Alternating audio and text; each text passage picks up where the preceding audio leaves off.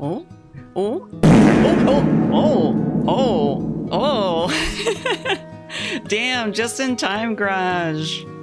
Hello, everyone. Hello, Cabal. Hello, Crow. Hello, Opa. Hello, Diz. Hello, Garage. Thank you for the fart. Thank you for the welcome back fart. I appreciate that. I didn't forget this time. Yeah, you aren't unnecessarily holding in the gas. Happy Wednesday, y'all. I hope y'all are having a good day so far. Wow! Thank you for the head. Why did I say headache? I was about to say headache. Thank you for the head pat, not the headache. It's not a headache for you to do that. Thank you for the head pat. Also, bruh, Doodle and Draken were in my dream. I don't know. I don't remember why. Oh, damn. Hopefully we weren't doing anything bad in there. Hopefully it was a good dream. Hey, Dame Mosho. Hello, Doodle, Cabal, and Franchise. How are y'all doing today? I'm doing pretty good. I was on vacation last week from work, on top of stream, and I am having a hard time, like, acclimating to work hours again, like being awake during the work hours, because last week I was sleeping in until like noon every day. It was amazing. I loved it. It was so great. But now I have to get up at like before 9 and like be productive, and I'm just like, ugh. Hey Raibuka, welcome back. My voice is cracking up all over the place today. Doodle 78 love. Doodle 78 love.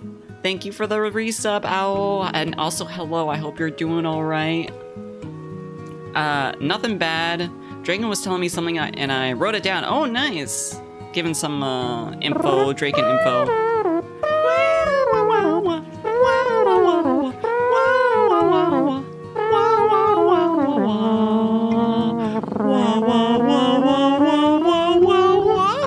I love that sound alert. Doodle Eidolon said your voice sounds lower. I've noticed that too. I'm glad that y'all can notice that, like even lower than it was before. I feel like it's getting low, getting down low, low, low, low, low, low, low. Maybe I'm dumb, but it seems like stream is crisper, like 4K or some shit. Maybe it is. Maybe we won the lottery, the Twitch lottery, and got a higher resolution for streaming. Or maybe I did something in the settings while I was on vacation that changed that, because it even looks crisper from my end. I don't know. It does sound lower. Yee! Also, hey Trippy. Hello Trippy. Thank you for redeeming the saxy. I'm feeling fine because I almost finished a custom Inktober drawing with a spooky theme. Oh, nice! I remember it was fun to try and participate in those kinds of things, but I would never actually go through with all the days.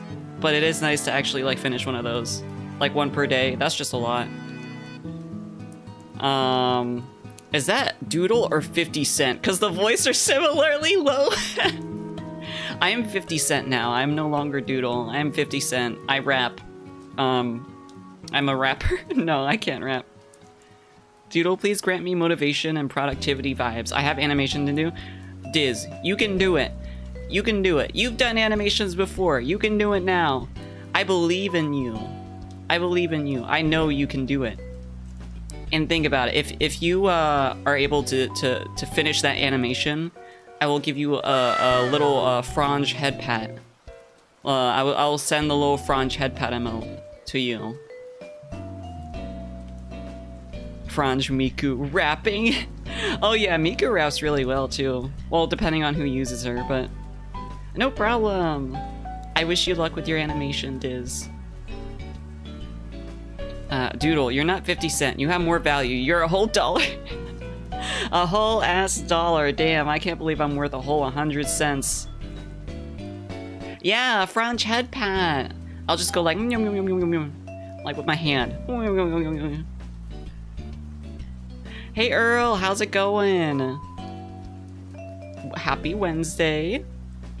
Yeah, whole ass dollar. MC dollar. Frangu dollar. The D in Doodle is for dollar. It's also for dick, because mine is huge. Energy-wise, big dick energy. MC dollar value menu. Are there things at McDonald's that are like $1 still? I feel like there isn't stuff at McDonald's that you can get for $1, like a full-ass sandwich. Maybe like one of those like sad hamburgers or something. Because they're really sad. It's literally just like a thin piece of meat and 2 sad buns. Maybe a little ketchup, if they feel like it. I just want to have real life sex. That quote. I just bagged up a shit ton of my old clothes and things last night. Now I gotta figure out where I'm gonna donate it all. Yeah, there's probably... Goodwill is probably a good bet, but like, it depends on what the process is. There's other places you can donate, but I wish you luck with finding a place, Earl. There's 2 D's in Doodle, so the D's stand for Dick and Dollar. Dollar Dick. Get this dick for $1.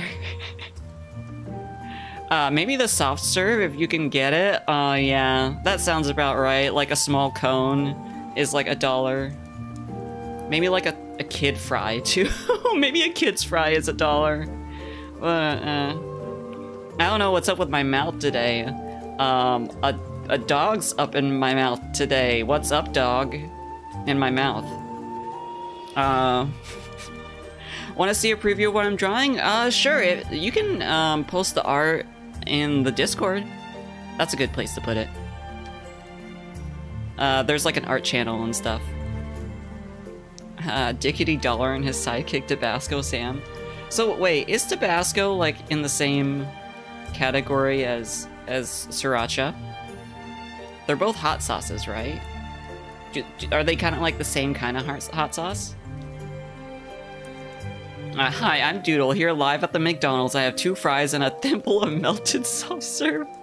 And I got this all for $3. Worth it, right? When I could have just gotten like a fucking bag of Bugles from the dollar store. I was at the dollar store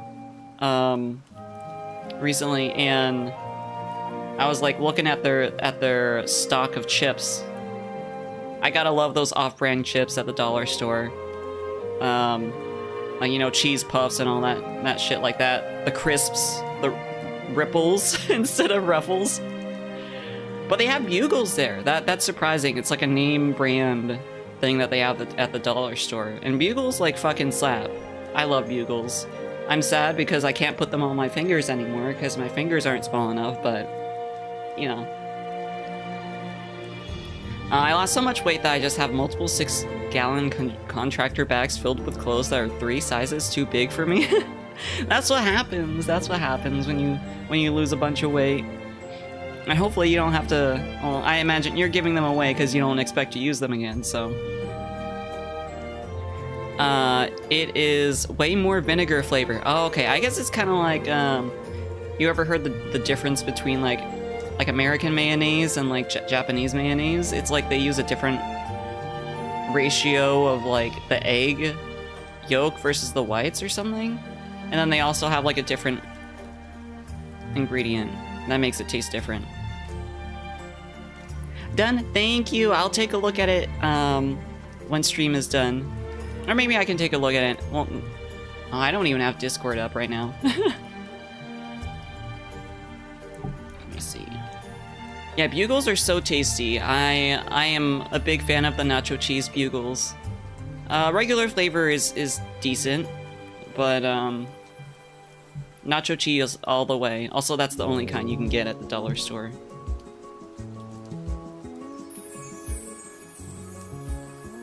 Oh yeah, that does look pretty cool.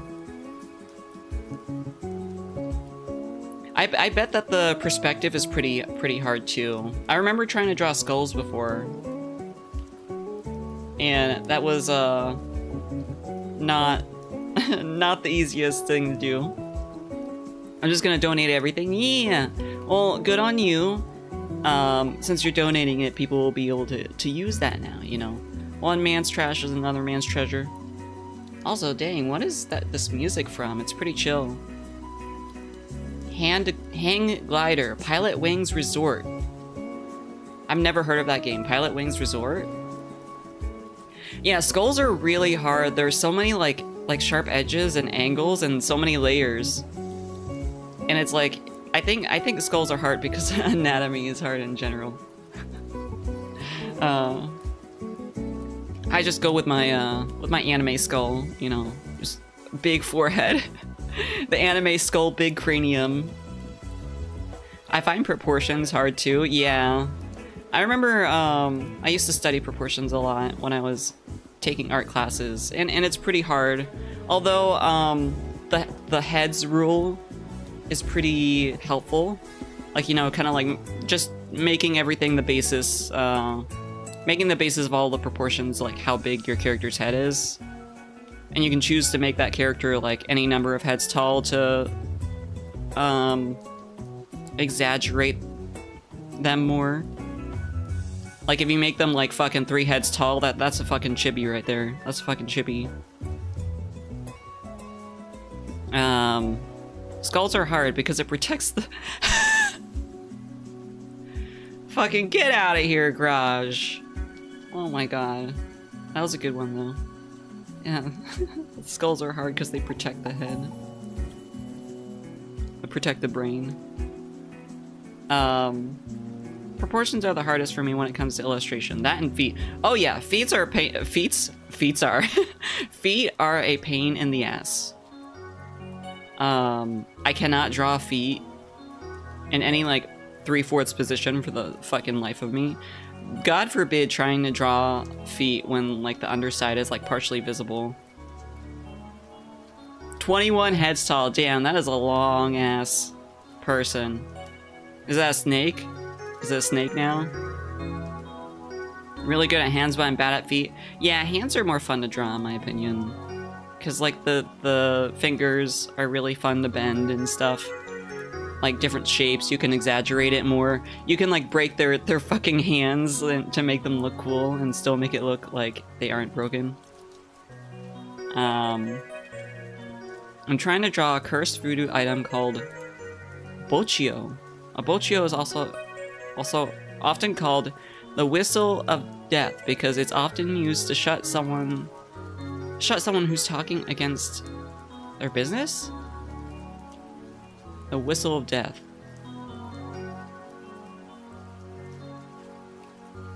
It probably looks cool, right? I'm sorry, I do not understand like what its purpose is. I've never heard of that before. I'm not sure about that sentence, Doodle. Wait, what sentence? Did I say something weird again? In this setting, everyone has peg legs. There are no horses. Everyone's on fucking stilts. Feet are a pain in the ass. Oh yeah, cause you'll stick a foot up your ass and it'll hurt. You gotta you gotta lubricate it. You gotta prepare beforehand. Do some preparation. I wonder if that's a thing. It probably is. Yeah, fisting is a thing. I wonder if footing is a thing as well.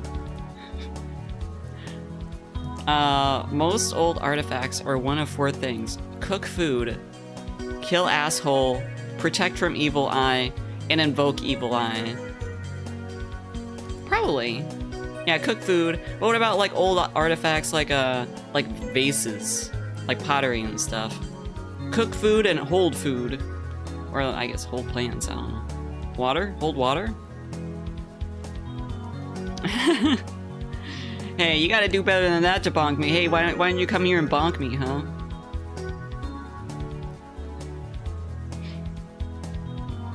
Giving them the red foreman. Wait, what's that? What's a red foreman?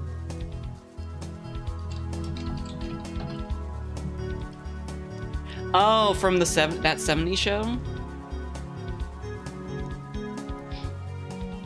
Reginald Albert Red Foreman is the heroic main antagonist of the Fox comedies That's 70s Show and That's 90s Show.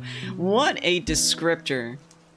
Heroic main antagonist. Oh, yeah, you did it. You bonked me. Ow, that hurt. Challenge accepted. LMAO, it's feeding, like fitting. The action of finding a place somewhere. Should I put this in my Google search history, what feeding is? Yeah, good point. Yeah. feeding sex act. When someone inserts a foot for sexual pleasure into the vagina or anus. Oh, it is actually called that. It is actually called that. Please, for the love of God, no, too late. Oh, okay. Now I'm getting a lot of like different Google stuff. I'm not gonna click into that. It's alright. I've searched up like weirder things on Google. It's fine.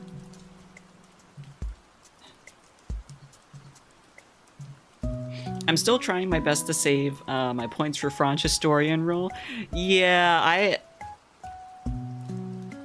hope your progress has been alright so far. I probably don't stream enough to really provide a good number of points. Well, I stream like a medium amount, but it's not like I stream every day.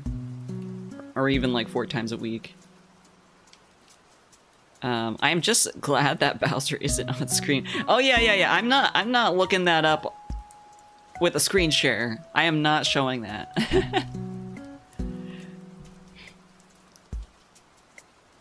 I'm at 53k LMAO. The wait is worth. Yeah, and then like when you get it, you know, you'll be like, wow, I worked really hard for that, and it will feel good. That's how I felt. That's how I feel whenever I like save up enough for like a really big point redeem on people's channels. But I haven't been able to do that recently, other than for like say Cabal's channel. He's like the one of the people that I often lurk in his streams, but he doesn't have any. I'm looking at you, Cabal, in a endearing way, but also like pleading way. Please, I need a big point redeem, but I get that it's hard to come up with a thing that like you want to follow. You feel like you're able to follow through with too. I've seen channels though that have like big point redeems that are just like dump your points here. They're literally like dump your points. It's just a big point redeem. I keep having to fight peeps to not show Google searches on stream. I'm glad it's not just me, but I have definitely learned my lesson. I am not showing Google on stream anymore. I'm trying. I can't do anything worth big points. Yeah, you can. You don't. It doesn't even. Yeah, play your didgeridoo or something.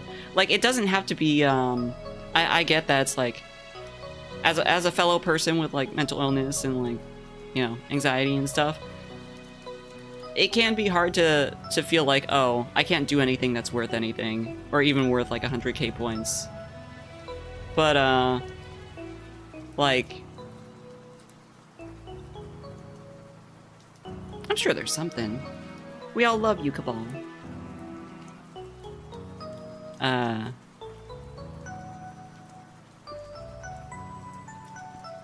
Wait, Dig gets noise gated to hell and back. Oh, that sucks. It gets filtered out by your voice filters. Do a writing stream. Yeah, a heart. I don't have a heart emote on this model, but if I did, I would be doing it right now. Heart. But yeah, I'm sure that there's something. And if you need help coming up with something, feel free to like, you know, my DMs are always open for you. If you want to bounce ideas, you know. But yeah, I need to drink some water.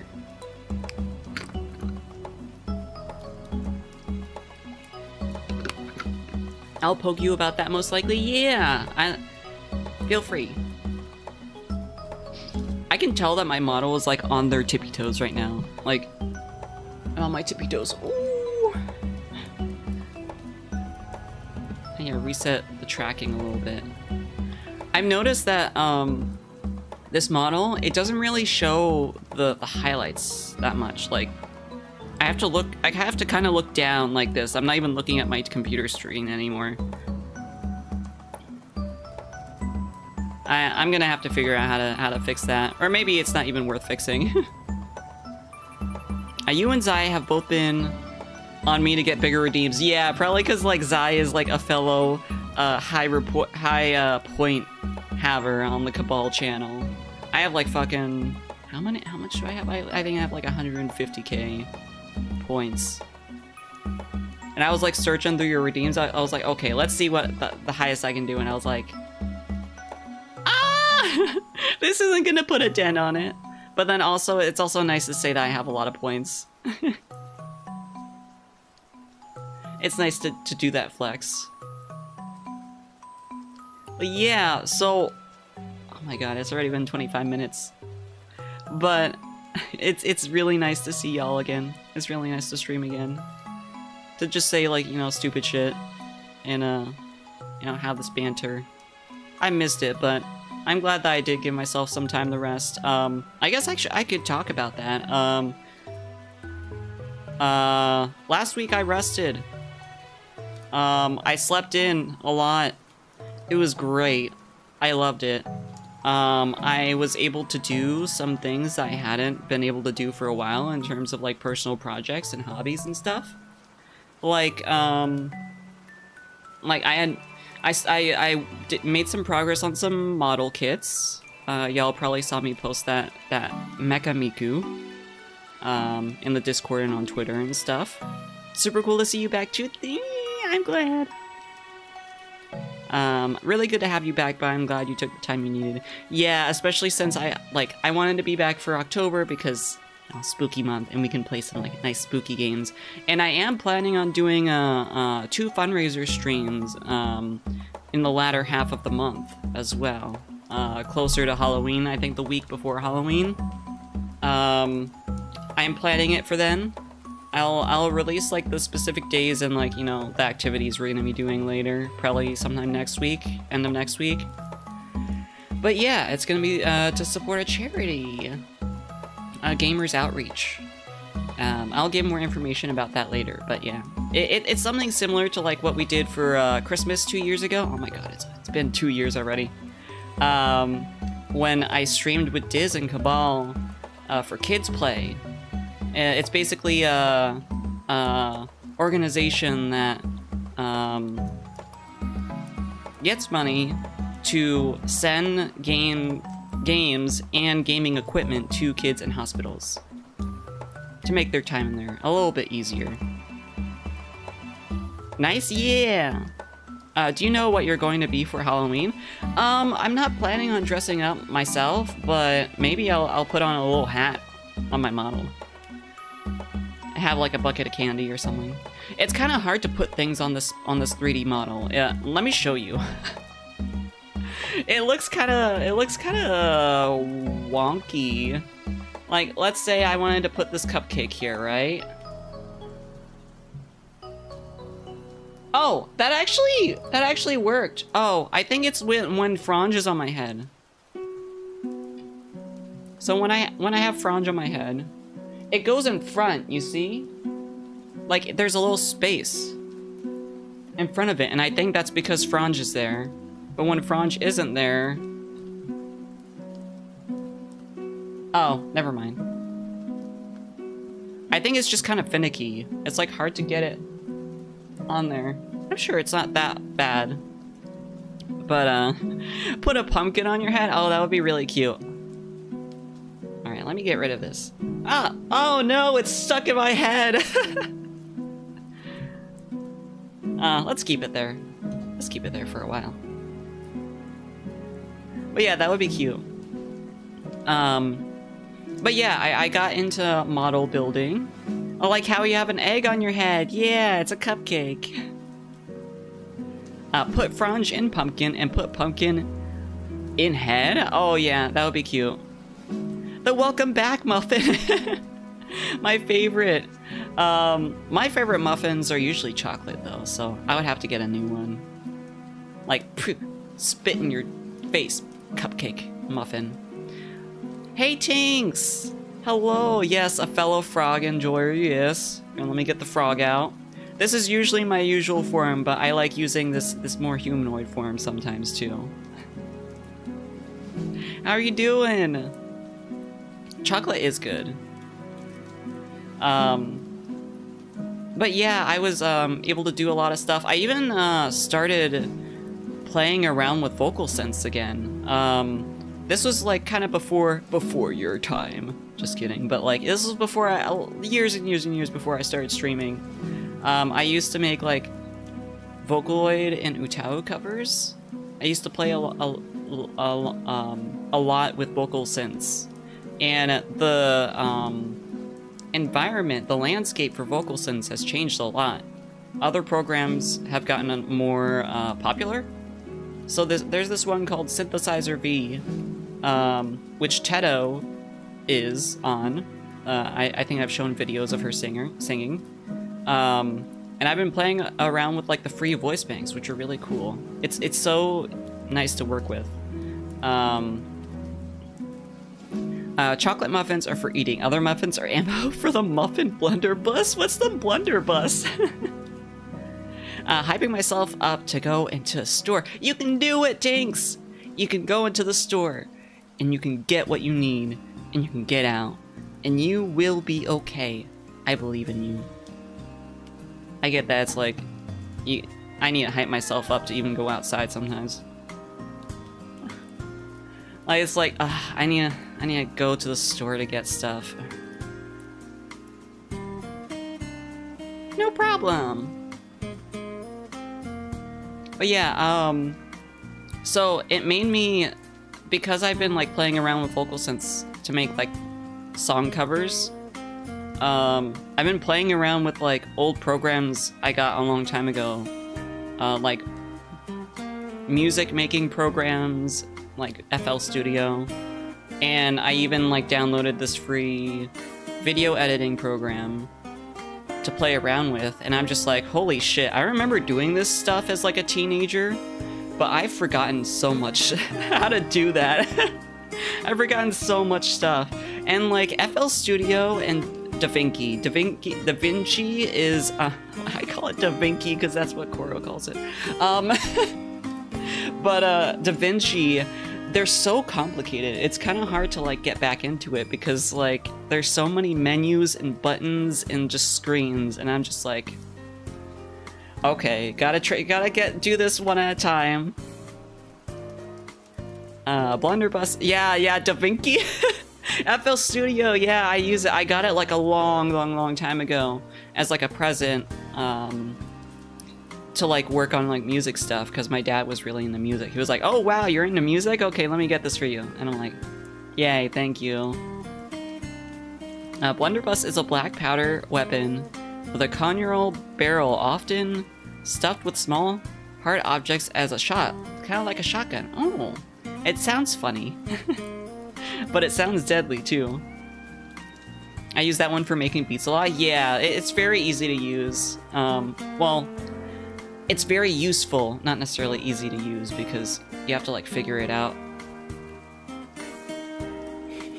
DaVinci. Every time I hear it, I just say DaVinci in my head. I know it's Da Vinci, but DaVinci is just so much more fun to say. Making some hard Jersey type beats. I'm not planning on composing my own music, although I did compose like very small loops for an old game that I made. It's just not for me. I like drawing a lot more, but I do know how the basics of like mixing vocals to an already rendered track instrumental. Sometimes it's hard though. Fucking mixing vocals to a tracker is a pain in the ass. Because it's like, the vocals either are too loud or they get drowned out by the music. Especially like more robotic vocals. I'm gonna try to learn how to make tunes on Soundtrap from Sakya. Oh nice! I wish you luck with learning that. I hope that you can make some sick beats. That was always the hardest part for me, was editing audio levels. Yeah, and it's like, it can be frustrating too, because like you can get so into like listening to the track over and over and over as you like make your changes, that once you export it and then you come back to it like a day later and you listen, you're like, holy shit, the audio levels are way off. What was I thinking? And also you have to like test with like speakers versus headphones and stuff like that, because you want to make sure like people can like hear what you want them to hear, depending on like what kind of equipment they're using to listen. I've tried and failed so many times already. Ganbare! Yeah, I'll echo Crash. Ganbare! Shinjiteru yo. I believe in you. But, yeah. Although I probably don't, since I do this as like a hobby and stuff, I'm not planning on making money off of it, because like, you can't really make money off of covers unless it's like a very specific case. So, I'm not gonna pull my hair out over very, very perfect mixing. I'm just gonna make it so I am fine with it, so that I am satisfied. But then there's also the fact that I want to draw stuff for my own videos, so I have to get back into drawing like actual finished pictures, because I want them to be more refined than just a sketch. Although like people do upload videos with just like a fucking scribble. I remember the early Vocaloid days. I wasn't actually there for the late 2000s, but the early 2010s, people would just upload like fucking stick figure videos. So I think basically I can make whatever I want, but doodle art, yeah. But it's just weird because it's been like 7 years since I last made a cover, and people are still supporting me on YouTube, and so I'm just kind of afraid that like if I upload something that's like kind of different from what I did before, because like I am a different person artistically and, you know, personally, from 7 years ago. 7 years ago I was 18? I was 18? That's a baby. I was a baby. So like, I'm just afraid that people won't like it. It's just weird having baggage like that. I kind of wish I could start off on a new account, but also like, I kind of want to continue stuff on this new account. That's getting a bit deep, but yeah, that's the gist of it. I would say don't be afraid to show your current self. Yeah, I think I will end up just, you know, uploading on that account, because I'm gonna keep making covers, and that's what that account is for. And I think it will be nice to see like let's say like a person who's still in the fandom that I used to talk to, they're like, holy shit, this person is alive. It will be nice to let them know that I'm still alive. You know, but we'll see how I make progress. I'm gonna be very slow with working on this cover, because I'm just gonna take my time, but I do want to upload another thing. Subscribe. Thank you, Oppa. Thank you. But yeah, thank y'all for listening to my little story. But yeah, last week was very nice. I got to do some stuff. It kind of revitalized me a little bit. Now I'm back at work, and I'm dead. Because I gotta get up at 9 AM now. And I'm just like sitting there and I'm like, I want to do so many other things, but I need money. Now, what's the account name? Oh, it's called, here, let me type it in.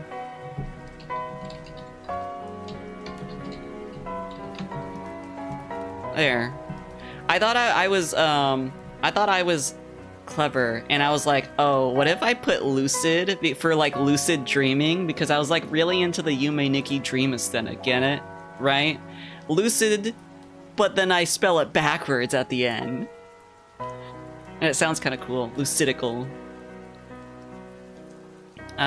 Doodle, in 7 years' time changes. It's not only you that changed, so launch and see if it sticks. That is true. That is a good way to put it. I'm not the only one who changed. Other people changed too. The scene changed.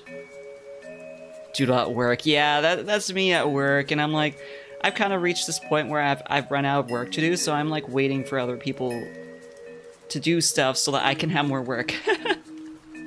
So I'm just like sitting there, I'm like playing games, and I'm like, I was already subscribed. Heck yeah. I like the breakcore crepes. Wait, what's that? Breakcore? Breakcore is like a genre, right? Of music? Crepes? But that's a food. Is this some like new some new thing that the hip kids are into? I say that as I know that you're only a few years younger than me. Oh god. That video, yeah, that video is like the most like out of place video on my channel. I posted it there because I was like kind of proud of it. I was like, oh, it has cool music and stuff. It was a high school project thing. Yeah, the breakcore. So the breakcore music is actually from the same album that my intro and BRB music on stream comes from. I highly recommend that album. It's a lot of like fan-made remixes of Yume Nikki music. But yeah, it was a recipe video with like fucking Yume Nikki remix music in the background, teaching you how to make Vietnamese crepes or Vietnamese pancakes. Ain't that cute? Y'all are making me blush. But yeah, some you know 18-year-old antics just casually uploads a fucking school recipe video to my cover YouTube channel. Hey guys, how's it going? Sometimes it's nice to look back on shit you made when you're 18 and angsty. Yeah, I was very angsty. Especially around 18. 18 years old was definitely my angsty time period. Like 18 and 19. And then I started dating Diane and I got a bit better. Or Drake and Diane. But yeah. I'm just looking at the time. We still need to finish not Hotel Dusk, Last Window. But I want to keep talking. 16 and 19 for me, same. Yeah, it's like around that time, because it's like that time where you kind of like become an adult, quote unquote, legally, and like they kind of, you know, you graduate high school and you have to think about what you want to do with life. Also, happy Kyle! Kyle enjoys doodle story time. I'm glad that I can please you, Kyle. I had multiple angst time periods, and 18, early 19 was one. Yeah, I feel like that's like a time period where a lot of people have angst. I think around my age is also another time period. Pause. I think my age is also another time period where you start thinking about stuff, but it can vary. My angst is perpetual. I mean, like, especially angsty. Especially. Like, we just, well, I get that, like, you can always think about, like, your place in life and, you know, what you're gonna do with your life and stuff, but I don't want to think about that right now. I want to think about fucking Kyle's hot bod. Oh, also, while I was on vacation, I read a lot of fan fiction. I read a lot of fan fiction. That was fucking horny hours. I'm just better balanced with it these days. Yeah, and that comes with, you know, having a good support group and like having experience, life experience. A lot of the time I don't think of my far future. Same. I don't like thinking about it. I'm just trying to get through today, man. Kyle and Kyle? Kyle and who? Kyle and Kyle, yeah. You know, I can think of multiple ships in fucking the Hotel Dusk series. There's Kyle and, fuck, what was his partner's name again? Brandon? Brady? So Kyle and, you know, his ex. Kyle and fuck. Knife Experience? Yeah, knife experience helps you get through the angst better. You read a bunch of fanfiction? Hold on, let me find my sentiment of surprise. No, it's surely here somewhere. Oh, totally not surprised. I was also, oh yeah, I also read a bunch of the Fate Grand Order story. So I started playing Fate Grand Order, a gacha game again. There is a lot of story, and the story is very good, and a lot of the characters are hot. So I was reading the story, and I was immediately like, oh, I see why people like this character now. Let's look up fanfiction and fan art for them. This happened to me multiple times. It was great. Checking the surprise sentiment drawer. It's surely in there. But yeah, there's like Kyle and Brandon. I'm just gonna call them that. There's Kyle and Tony from like this game. Like I could see people shipping them. There's Kyle and the white guy.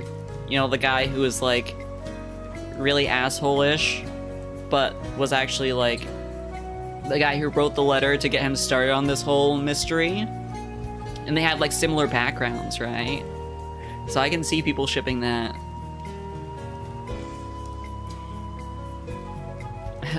These is not. I don't know much about Fate, but Enkidu is my all-time favorite. Excuse me. Enkidu is very good, yes. Also, oh, Gilgamesh. Gilgamesh! He has so many different, like, he appears in so many different versions of, like, the Fate games, and he is slightly different each time. And so people, like different versions of him. There's, like, Caster Gil, who is, like, the mature king. There's a Fate Extra Gil, who is, like, also kind of like that. I haven't really played that, so I don't know much. There's Fate Stay Night Gil, who is an absolute asshole and try.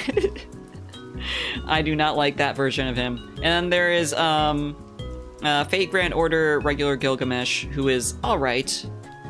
There is also the Gilgamesh in Fate Zero? Fate Zero? Which is like prior to Fate Stay Night, before he started going crazy. The fact that, so he was being eaten away by a curse in the first game, and so that is why he is such an asshole, because he's in constant pain all the time. He has gone mad.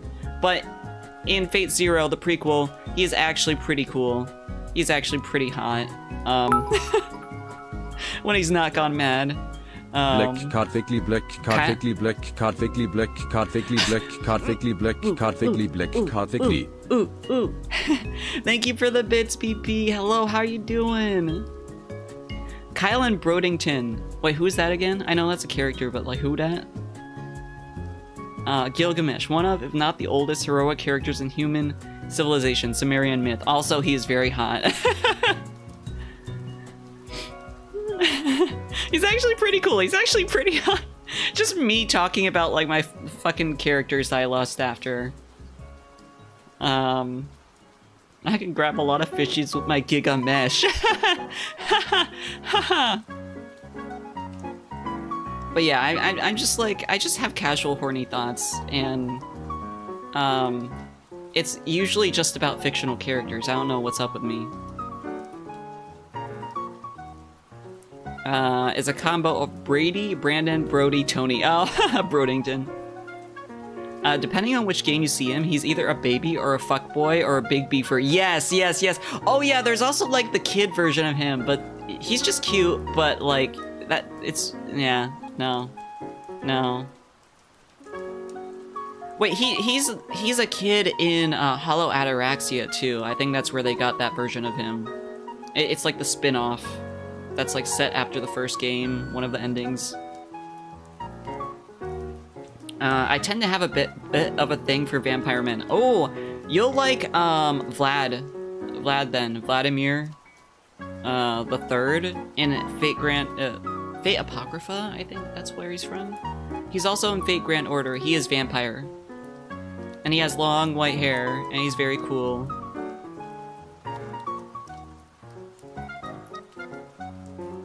I'm a very sensuous person. Gilgamesh is a fucking kabuki-faced moron in Final Fantasy V. Oh, really? I don't think I've seen him from Final Fantasy V. I got catcalled for the first time recently. How'd you feel about that? We did it, gamers? Hey, you went to the store? Congratulations, I'm proud of you. Exactly your type. Yeah, I kind of figured. I was like, yeah, Kryze would be into Vladimir the Third. Vlad the Third. He's pretty handsome. Wait, I gotta get the game up, y'all. Let me at least have the game up here while we talk. Oh, look at that little creature. I really like the creature. I think I was talking to maybe a friend recently.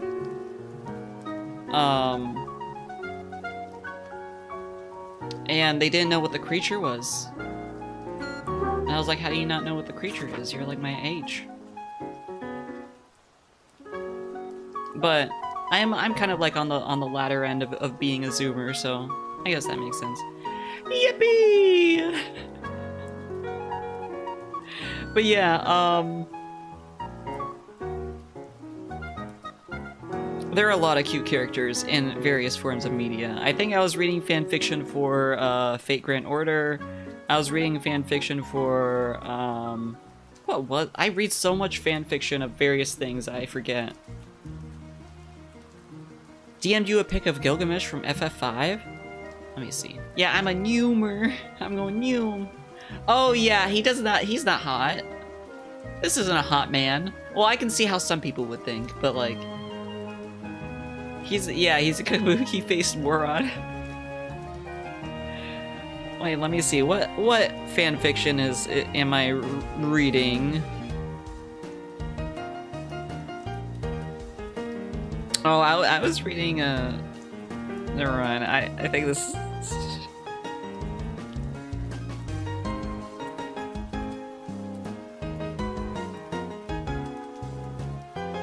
I'm not gonna tell y'all. I was like, oh yeah, it would be so funny if I could tell them, but then I realized, oh, I don't think I can. Patiently looks at Doodle's fanfic reading selections, yeah. Well, let me just say, I think the main character of Spy Family is very hot. Lloyd, the blonde guy. Yes, so it was fanfic involving him. I blame Alucard for that specific taste. Oh yeah. I can see like younger you like imprinting on Alucard and being like, okay, this is the type of man I'm into now. Lloyd, oh yeah, he's good, yeah. He is very fine. Kyle's also reading his fanfic, yeah. I wonder what fanfic was like. I mean, I think, wasn't fanfic like kind of, so zines are kind of like the origin of like fan published material, right? Because it's more like, but before like digital stuff, before people had like, you know, consistent access to the internet, I imagine like stuff like, you know, zines and stuff were more popular for like spreading like fan related content, fan fiction. I like rat women that are mechanics and wear glasses, or warrior women. That checks out. I can see that. That lines up with what I've heard of your taste. Okay, nearly 1 hour in, we are finally on the game screen. It wasn't even when I was young either. I'd only heard about him back then and was like, oh, he seems pretty cool. Little did you know. I actually kind of enjoyed it, not gonna lie, and it helped my self-confidence a lot. Wait, what did? Oh, the cat calling. Okay, sorry. It's been like a few minutes and my memory got erased. I can see that. I heard from, so this is kind of like from the trans point of view. I heard from Draken that like some people, like a common thing that like at least trans femme people experience, are fairly common but not super common, is that like once they start, you know, quote unquote passing, and they get catcalled, you know, instead of offended, they feel like, you know, oh, that is affirming, you know, like, oh, I'm pretty enough to that person that they would catcall me.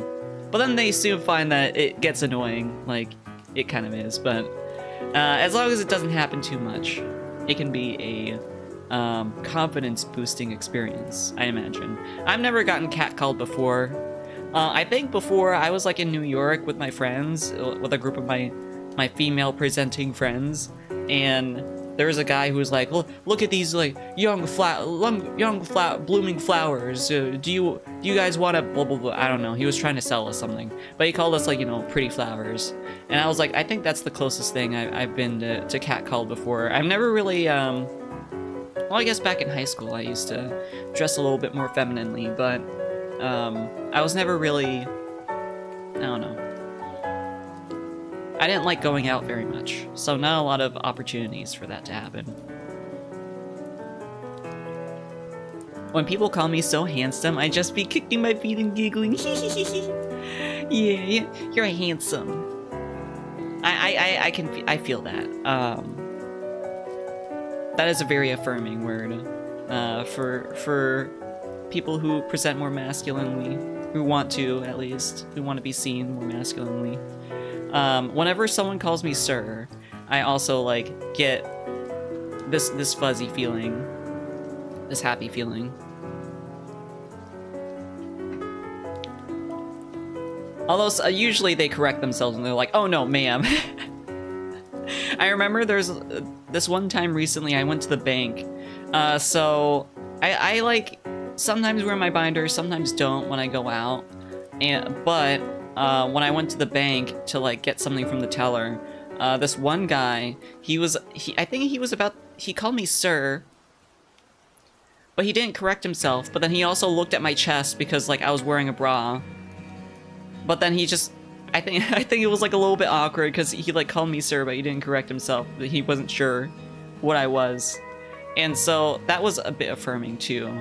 It kind of feels good to make people feel awkward in that way when they can't figure out what gender you are. I have one experience, but it ain't worth talking about. Oh, was it not a good experience? Well, I imagine catcalling isn't usually a good experience. Oh, I got sleepy all of a sudden. I was sleepy before stream too. Alright. Let's see if we can proceed with the game. Last time we played was the 22nd.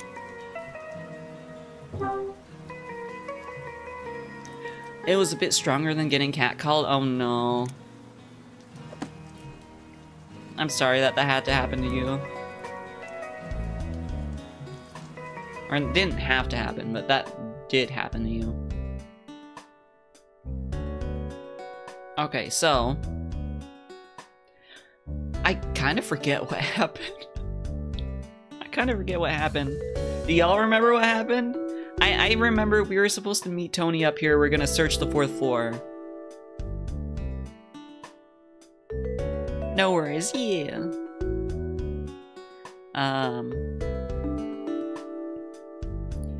I relate. My experience as a cis bisexual man being hit on by a random woman from her car. So it's a different dynamic. Oh, okay. So it was like that way. Story thus far. Lots of stuff happened. Let's just try and finish this. I kind of want to just finish this game already. And I might not read everything out loud, because it's a lot of text. Last time it was kind of a slog to read through all of it. It's pitch black in there.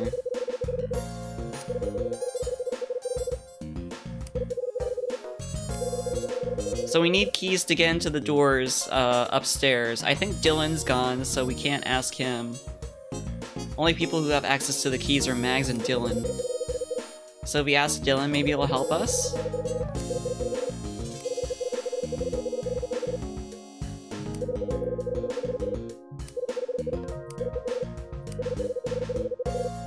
Okay, so Dylan has his own set, and we're gonna go get the keys. You need to find something we can use to light the way in there. I like how he like raises his hand. He's like, let's go! Now to find those 4th floor keys. Okay, so where the fuck is it? Maybe his room is open?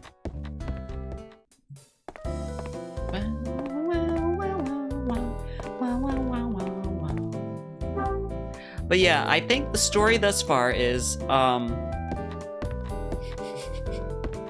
trying to remember. Mags has something to hide. That's the big thing. Mags, the landlady, might have been involved in a murder that's related to our dad's murder that happened before. And I think our main goal is to figure out who killed our dad and why. 25 years ago. Thank you for the wellness pack. Okay. Stretch.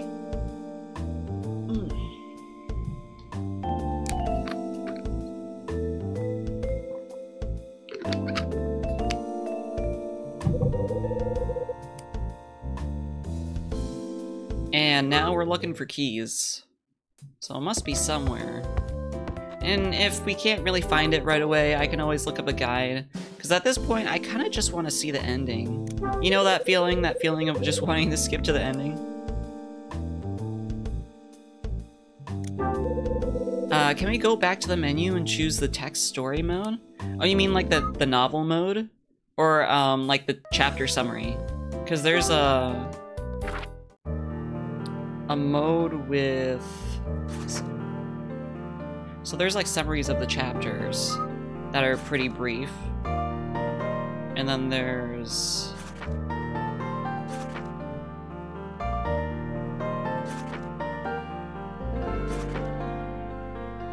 either that jogs our memory. Okay, okay. So we can go through like the notes here since we're coming up to the ending. We probably want to know like what exactly is going on.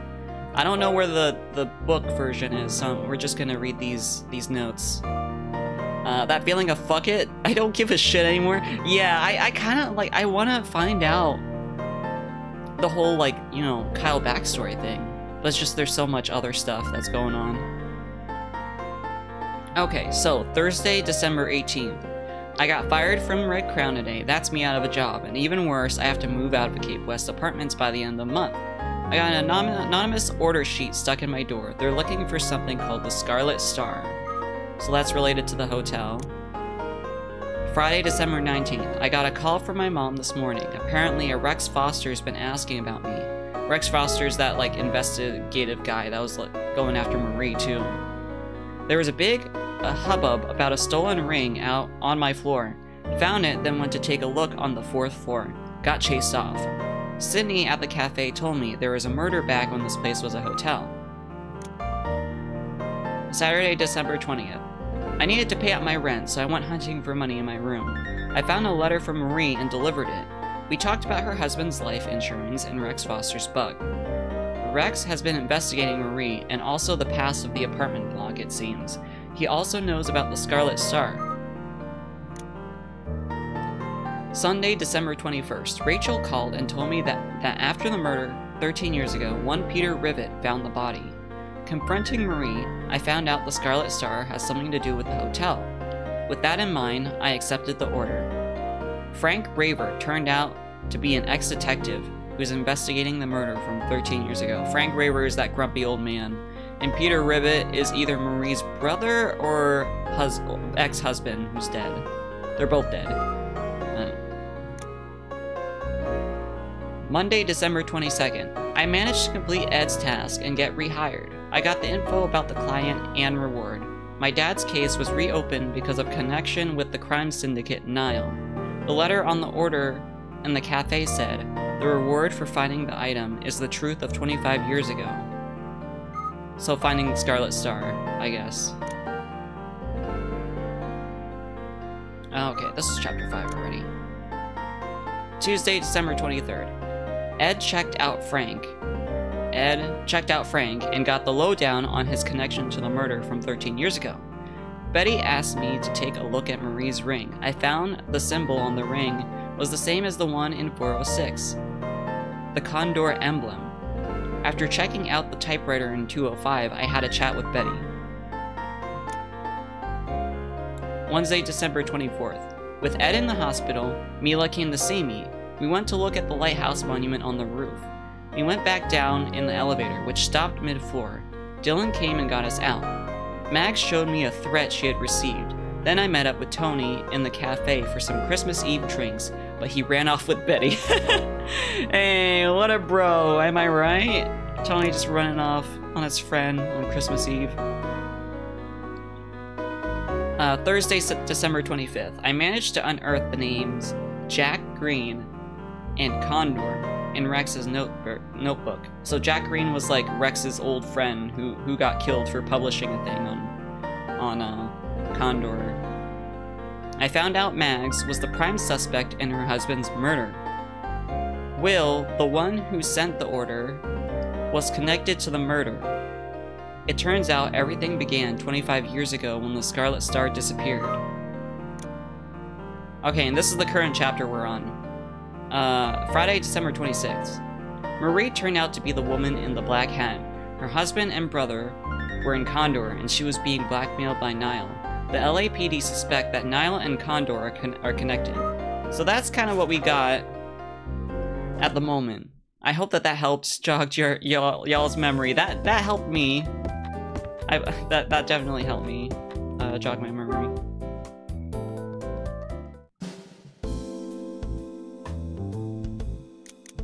I think it might be in here. No? Yeah, no problem. Let's see what's over here. Oh, there are drawers next to the bed. What's this? A little fridge.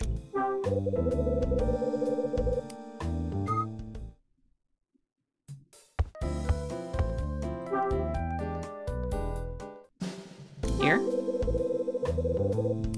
Bottom drawer is open. Yeah, keys!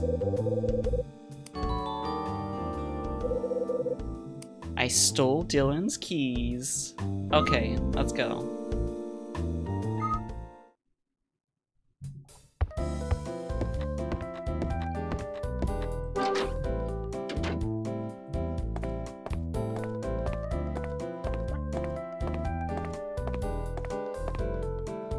And I think Tony's getting like a flashlight or something, probably.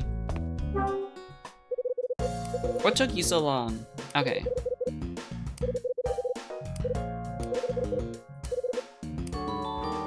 We got a flashlight. That's a long flashlight.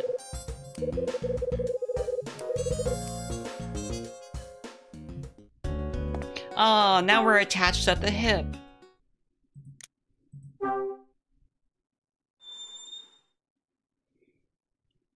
Wonder what kind of music is gonna play here. Oh, wow. Oh. So we're... Oh. I can't even see the map on the right side. So... What is going on? I can't even... It's really hard to control this. Okay, so what's in this door? I like the vibes of this, but damn, that was hard to control. Okay, let's unlock this door.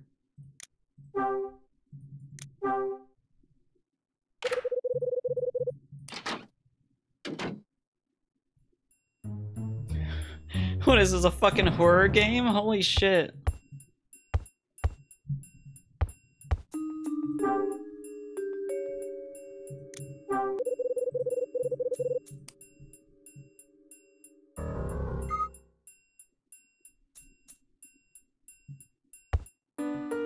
Every game is a horror. Every game's a horror game on Spooky Month.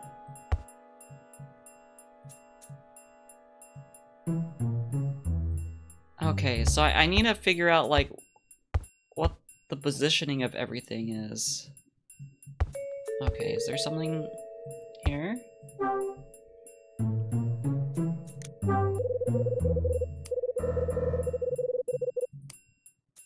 Okay, so these don't open. Speaking of which, I posted this on Twitter, but I'm gonna think about horror games to play this month. I know that if y'all remember, we played Pocket Mirror a long time ago. So we might finish that this month because it is a RPG Maker horror. When Diz plays a game, it has a 50% chance of becoming a horror game. Is that Diz's special skill? Diz's special skill. Plays game, but has 50% chance of becoming horror game. Diz is very easily startled. Oh, you're also one of an easy scare. An easy scare.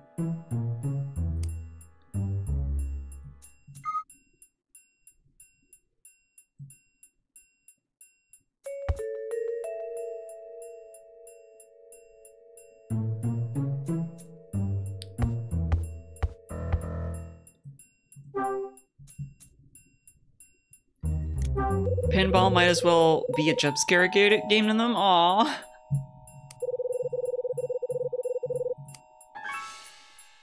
Okay, so the only thing I'm kind of scared of like investigating this room is, or these rooms in the dark, is that we're gonna miss something because we can't see the map, and I'm not really gonna be super thorough because the controls are kind of whack me in.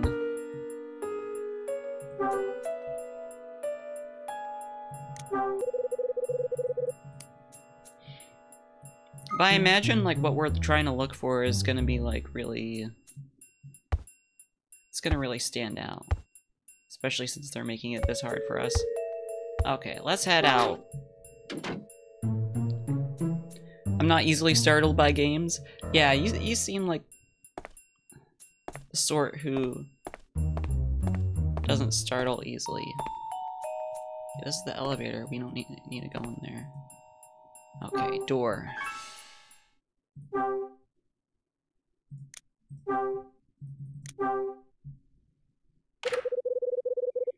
Pretty sure if we missed anything, Kyle is gonna say, gotta go back for some reason. Yeah, the game like kinda train tracks us into that. Into making sure we find everything. Okay, this is going to go back.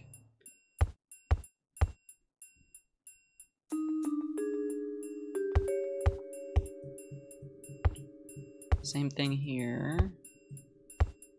This is kind of the same layout as the previous place. Let's see if these drawers open. Oh, they're open. There's nothing inside. Okay.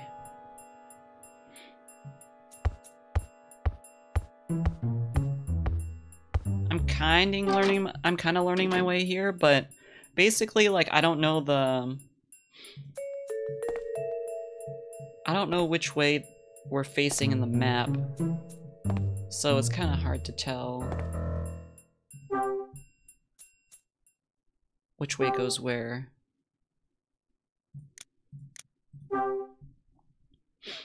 I fuck with the analog horror games. Yeah, I really like games that have this aesthetic as well. I think, what was that horror game that we played a long time ago? Restreamed, where you were like playing a horror game as a streamer? That had kind of like that analog horror effect there. That was pretty cool. Okay, this is the room where we first found our clues like a long time ago.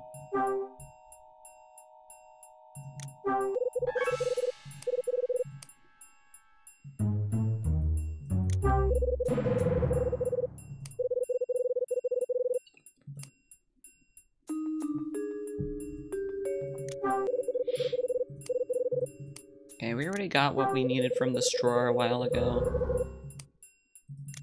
And I imagine the thing we're looking for is in a door that was locked previously, but still, it doesn't hurt to check. Other handprints on here. That's kind of creepy. There are visible handprints on the desk and on some of the papers. Ugh. It's creepy.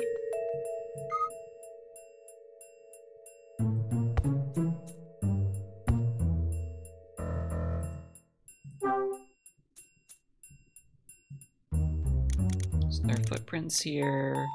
Nothing of note over here, it seems. Analog horror is dope, yeah. Although, what does the analog part of analog horror mean?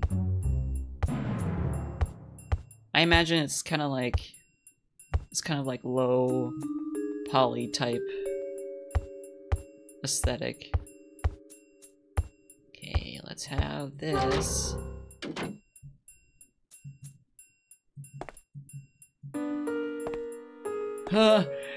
Y'all see that kind of like little shadow in the distance over there on the left? It makes me feel like there's like a ghost over there. VHS and PS1 low poly shit. Oh, okay. That makes sense. It makes me feel like there's gonna be a ghost over here. Oh, that's just the window. That's just the window in the distance. Yeah, I don't want to play horror games that have like lots of jump scares though.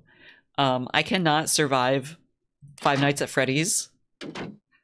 I will have a heart attack. I will have a heart attack if I play Five Nights at Freddy's. Like, even before the jump scare, I'll just like get so fucking on edge.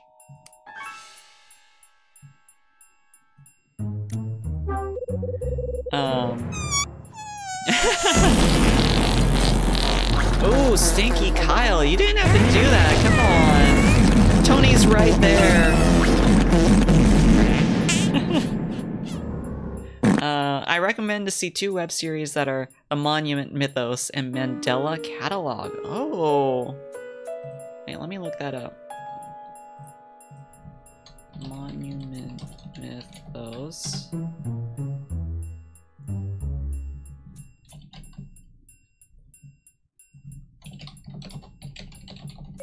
I fuck with like videos. Sometimes. Videos can also really get to me. The fart ghost jumps out with a fast phantasmagorical poot. He farted because he's nervous. Yeah, he's so close to Tony. He's getting a little bit, you know, he's getting a little bit hot.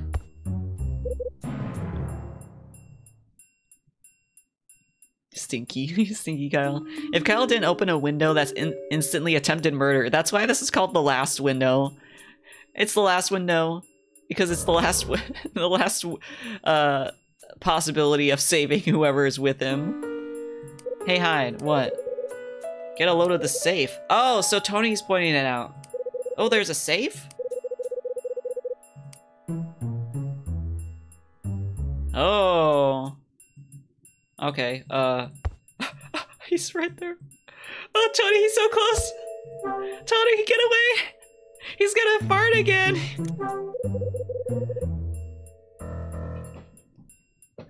Kyle goes to the last window and busts it open with the breath. No, don't make me imagine that. That's too funny. That's too cursed. The Monument Mythos is a bit strange. Like, some vids are in private. Because the channel swapped a few times of the owner. Not really, but in the lore of the story. Ooh. So it's like... I'm biting my nail right now. It's like meta lore, right? Kind of like a Petscop, right? It's like meta to the YouTube platform. That's cool. Let's see, there's a safe with a dial up against the wall.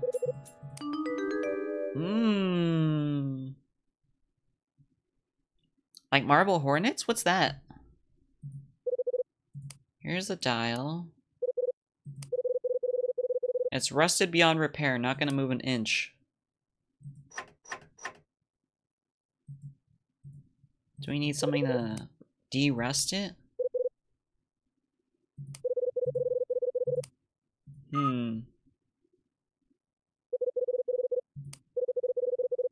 Some sort of tool. Maybe a crowbar? I'll go grab one.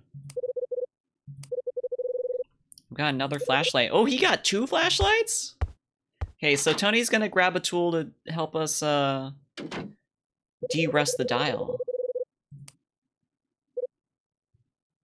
The Slender Man series had its own corresponding lore through little memoir entries on Twitter. Ooh.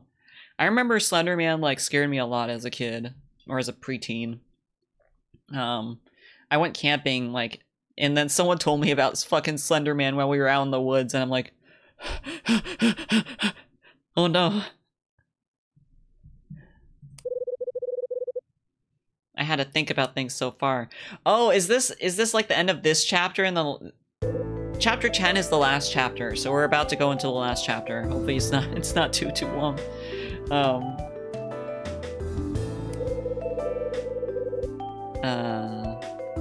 Tony, how come your mom lets you have 2 flashlights? That's very nice of her. You had to read the posts that were written by the main character on their Twitter account. Oh, that's cool. Like they made a Twitter account for the character. While my head was full of the things Will McGrath told me last night, I was visited by somebody in the morning. It was...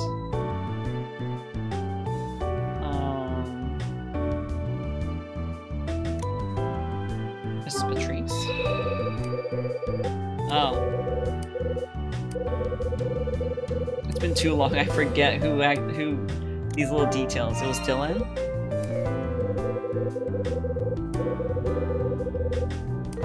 I wanted to know what Will and I had spoken about. After calling Rachel, I caught the news about a jewelry robbery on TV. They interviewed the store owner, who described a woman that appeared on the scene. Oh, so that all happened last chapter? Holy shit, a lot of stuff went down last chapter. The post went along with the series episodes. That's neat.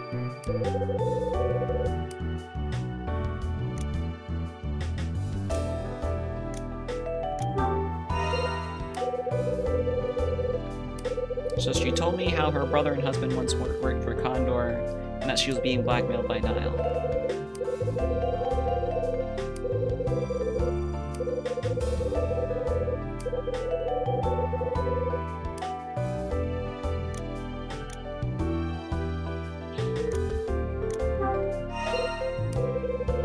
Dylan was placed in this building to keep an eye on Nags. He was trying to uncover clues about the Scarlet Star.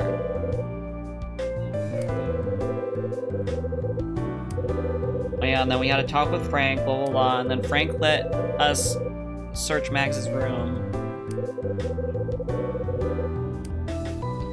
The one who knew the location of the Scarlet Star was...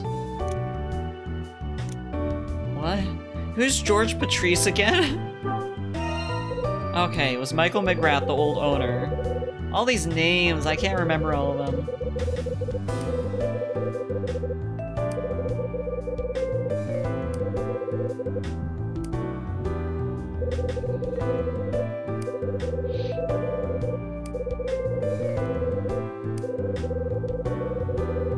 So we didn't find the Scarlet Star in her room, but we found a key with a condor mark, which we gotta find a place for eventually. Me trying to remember anyone in this game aside from Kyle and Tony. Yeah. Tony's is a bro. I ship them, like a little bit. Instead of handing the key I found to Frank, I kept it. Tony and I then made our way to the 4th floor to take a look around. There's little doubt left in my mind that there are clues to be found here, but will it reveal the clues that Michael left behind? And where's the Scarlet Star hidden? Will I find something to shed light on the truth behind the incident with my dad? With any luck, everything will be clear once I find what I'm looking for. But as I think about it, I notice an uneasy feeling creeping into my mind.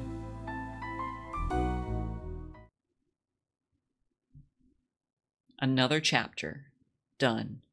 And now we are on the very last chapter. Okay, so we did a little thinking.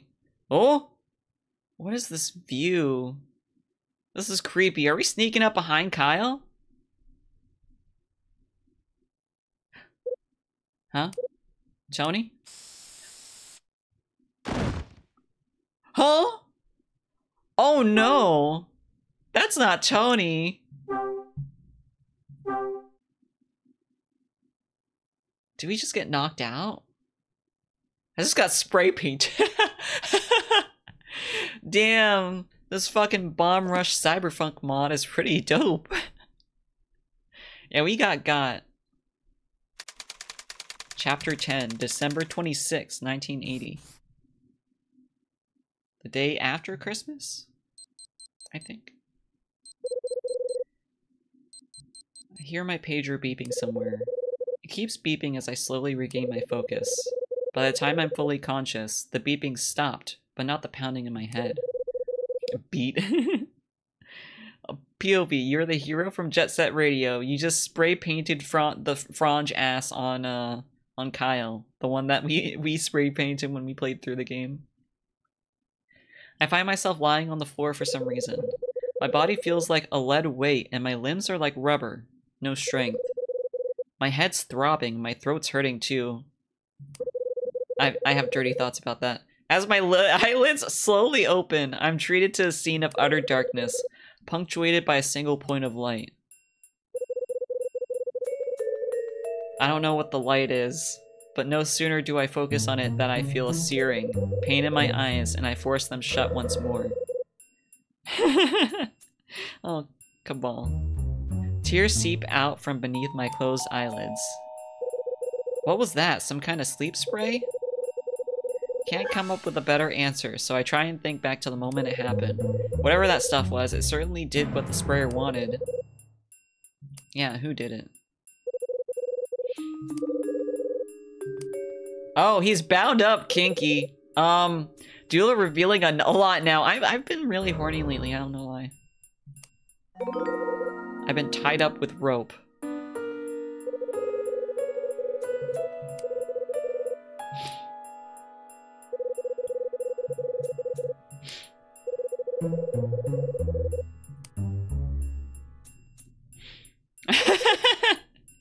Yeah, I'm feeling the same way. He's like here in the dark, he got knocked out, he's tied up now.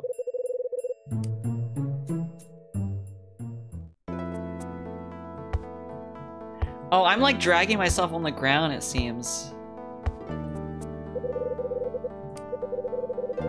Still, if I take it slowly, I think I can get a little mobility. Crap. 469, hey.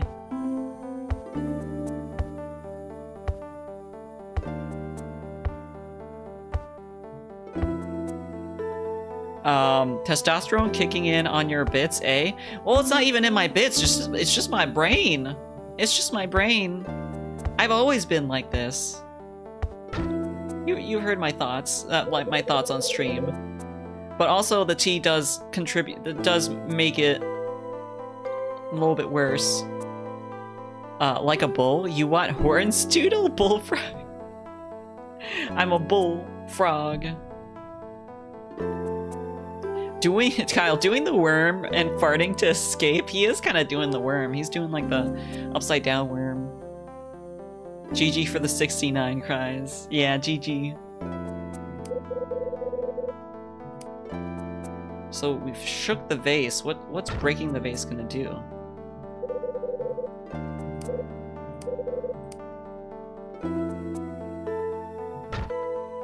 Yeah, break the vase. I don't know what the fuck it's gonna do.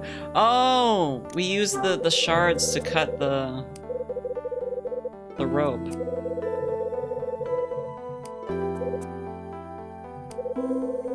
Sever the ropes binding me with the shard. Hey, Kyle's a good one. Oh, he looks so sad. Hobbling around on my ass for the rest of the night wouldn't be my idea of fun. The shot of his hands tied, I'm just like, yeah, that's like a whole screen of just Kyle's hands tied behind his back with a rope. Gives you lots of ideas. We need to get out of this room. And we're back to this screen. Fucking, oh, where the fuck, how the fuck do I get out? Shibari undersuit? That's like the rope pattern, right? You can imagine. There's something on the other side jamming the door shut. Ah. Someone locked us in.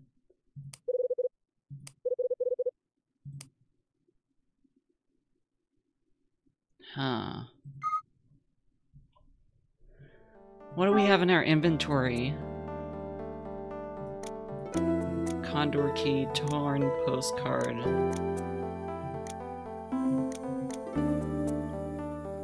Who put a HDMI clock cable on the door?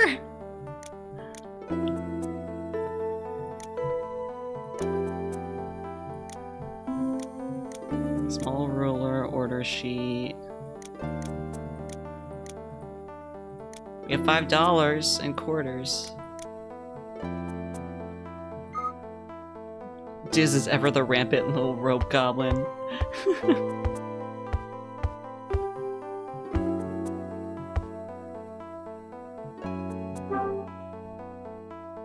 I am into several things. It kind of changes with time, though. I like its utility, yeah. You can do a lot of things with it.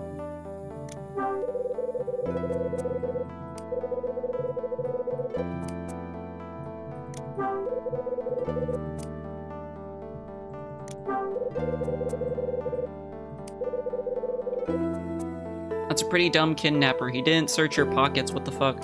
Oh yeah, all my stuff is still in the inventory, yeah. But also, like, where is he putting that? He could have won $5. He knocked me out just to get $5 out of me.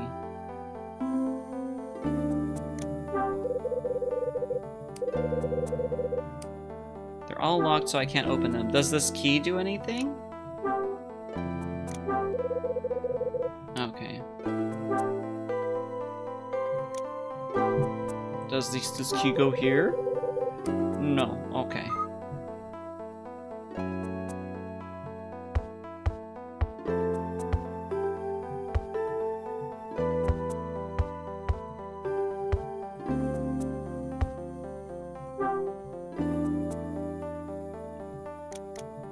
Can we use some more of this?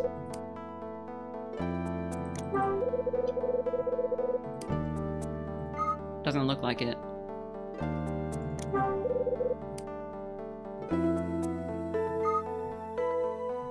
Let's try interacting with the door again to see if it reveals any hints.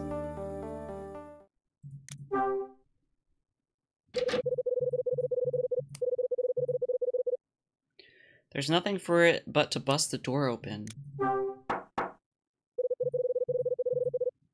Why am I even knocking? The spray must be messing with my head.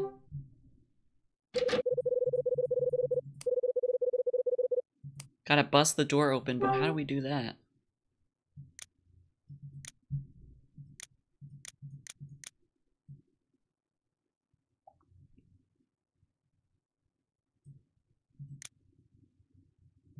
With a screwdriver? Talk, Mr. Kidnapper. Let me look it up. So hotel, no, last window.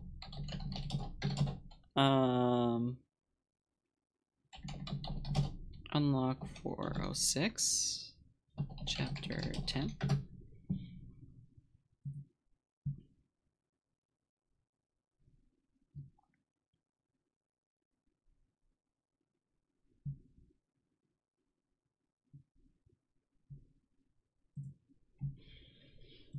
One second.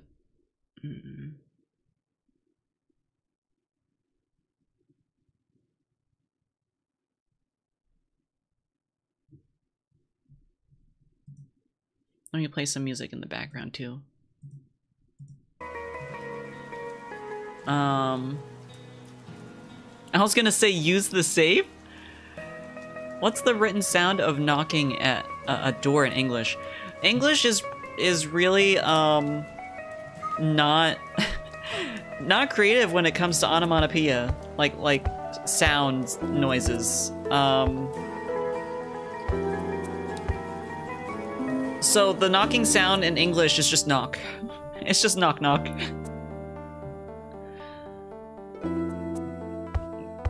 So, Opala, you gave me an idea to possibly use like an item in this room to break it down. Yeah, like a rap on the door. I guess there are multiple words for it.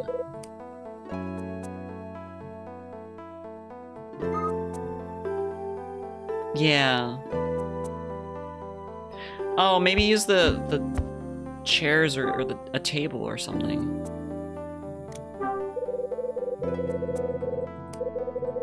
Maybe I can use this chair. I can put it to good use busting that door open. Okay, okay. Thank you for the idea, Opa. It wasn't the safe, but we did have to use something in this room. Yeah, talk.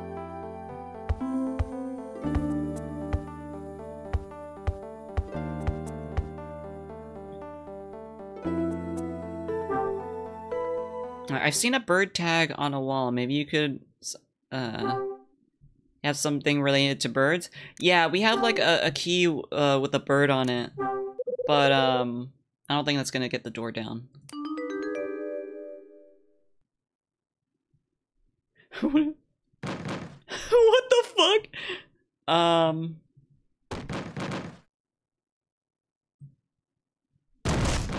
Oh yeah. Yeah!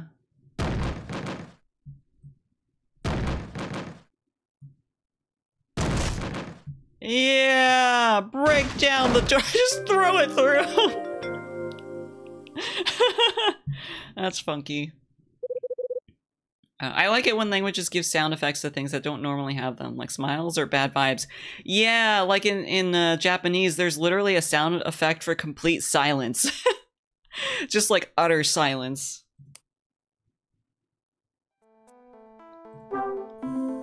Half-Life 2 leaked gameplay. Okay, so they used a rope to tie it shut. What's that, manager? It's the manager room.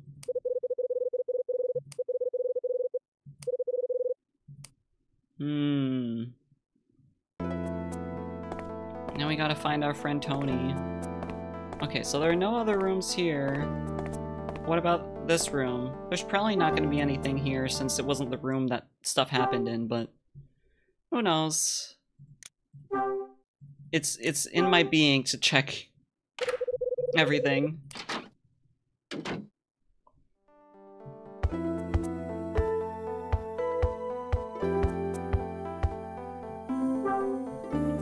That sick raven was rapping on my chamber door. He'd spit fat. You doing that one poem? Fuck, I forgot the name of the guy who did it.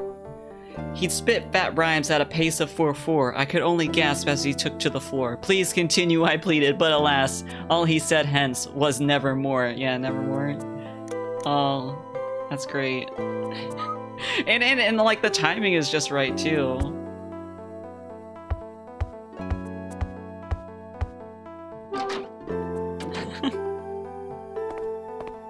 Oh, Tony, my man.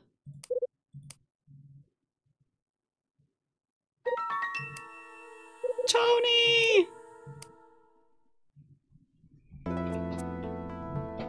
Let's grab his hand. Where's his hand touch? Wasn't Nevermore a city in the US? I wouldn't be surprised.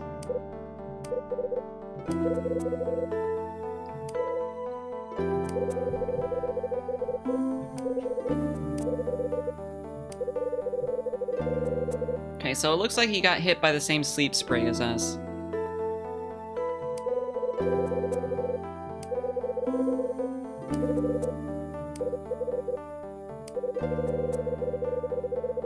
I think it's law enforcement grade stuff. You're lucky you've been out for most of it. Just grin and bear it. You're not dying, you know. A little more compassion would go a long way, man. Yeah, well, it wasn't just you that got taken down. They got me too. Same routine with the sleep spray and everything. What? They got you too? The hell is this? Just after you left, they sprayed me, knocking me unconscious. I was tied up and locked in room 406. No way. I've only just got myself free and smashed my way out. You don't seem phased. Guess this kind of thing happened all the time back on the Force? Yeah, he's been through some shit. I know it's Paramore. I remember I was into a lot of Paramore songs when they were, well, when they made stuff in the early 2010s, late 2000s. Can it, Tony? I wasn't on the SWAT team or anything. How are you feeling now? Okay.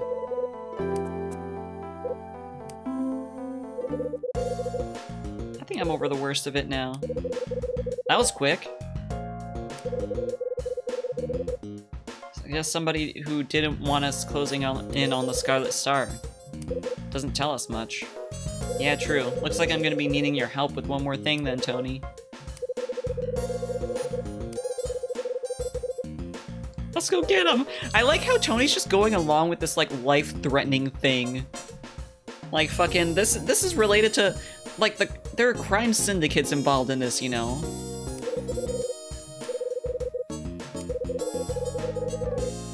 And we need to go back to the safe.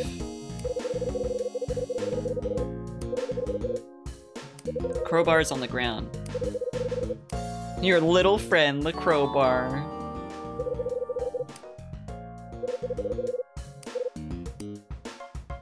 So are we gonna go back to the safe? We're gonna try and open it.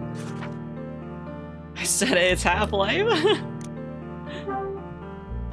Damn, I can't believe it's already October. Oh my god.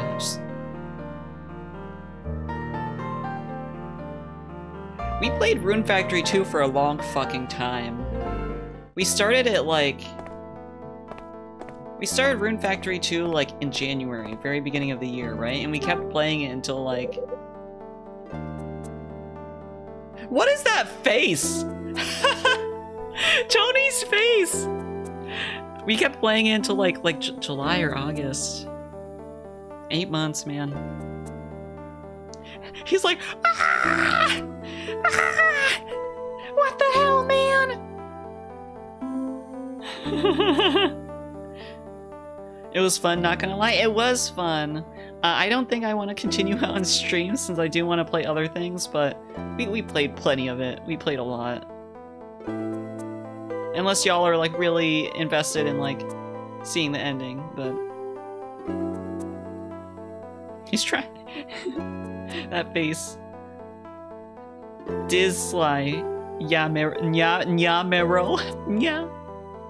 He's trying to yell into something's ass by the look of it, yeah. It was nothing special. Very me to knock down doors.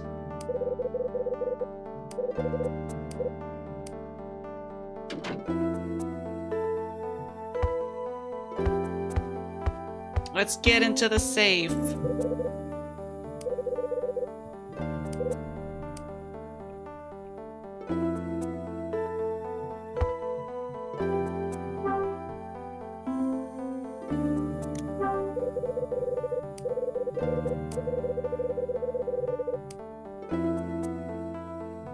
Can you really just open up a safe using a crowbar?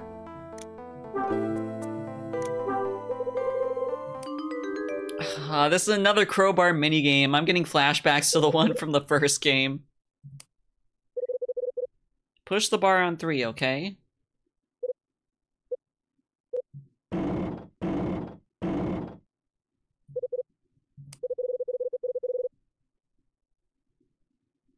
Depends on the chest? Okay.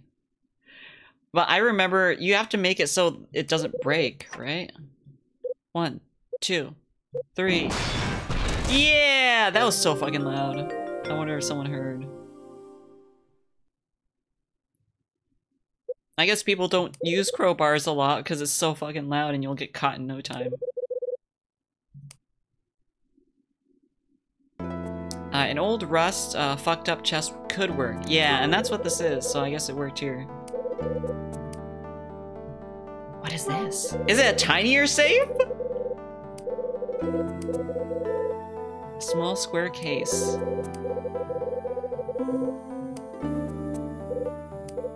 There's nothing in it? His face again! What the hell have we wasted all our time for then? It's empty.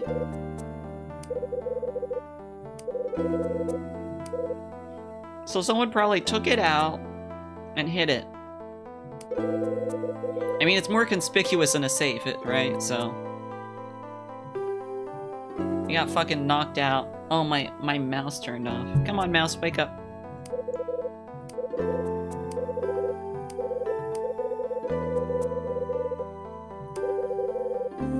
Yeah, that's almost unusually thick. I thought we'd be rolling in it by now. Is it locked in the door? Is it in the door instead?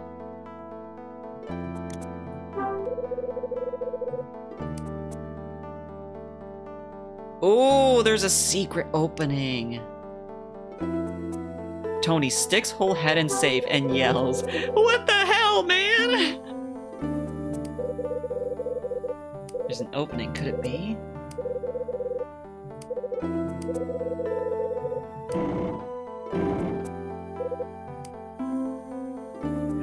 Ooh. It's like opening the foil of a Nutella pot. Ooh, that's sweet Nutella. Nutella's good. It's been a while since I've had it. It's a book? Nothing shiny and expensive looking then? Oh, Tony.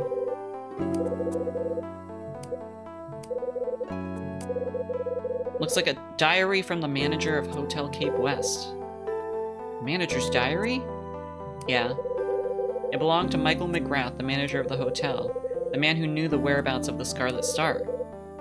Maybe we can still find it.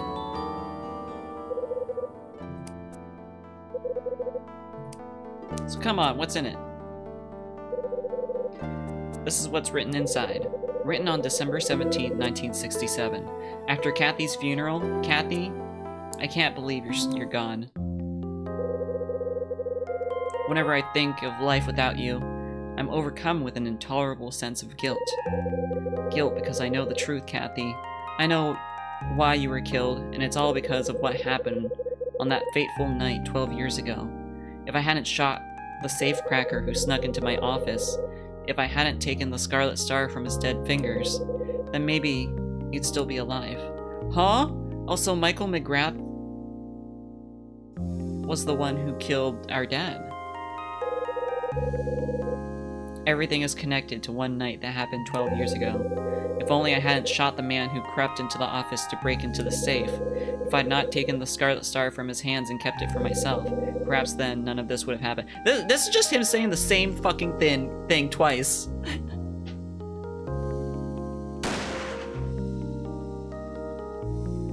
that transition was kind of funny. We kept the man's body in the chest freezer for 2 days. Then I had Mike and Peter take it to a downtown parking lot and dump it there. The blood-stained room was then converted into a guest room, and it was made off-limits from then on. Blood isn't white. Artistic liberty. Or the cum hands. Remember the cum hands? Sigma's cum hands. Rarely a day goes by when I don't think about what happened that night. When I closed the hotel, my plan was to sever my ties with Condor as well. George said the only way to escape Condor is to completely disappear. Of course, you're well within your right to do so, but remember this.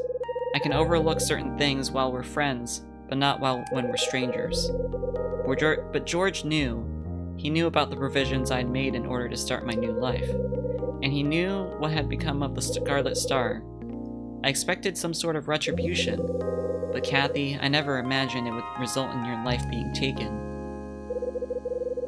Okay, so trying to summarize it here, they had a really precious gem, like hidden in the safe in this room. This is the manager's room. Then manager Michael McGrath caught our father trying to crack the safe, and shot him.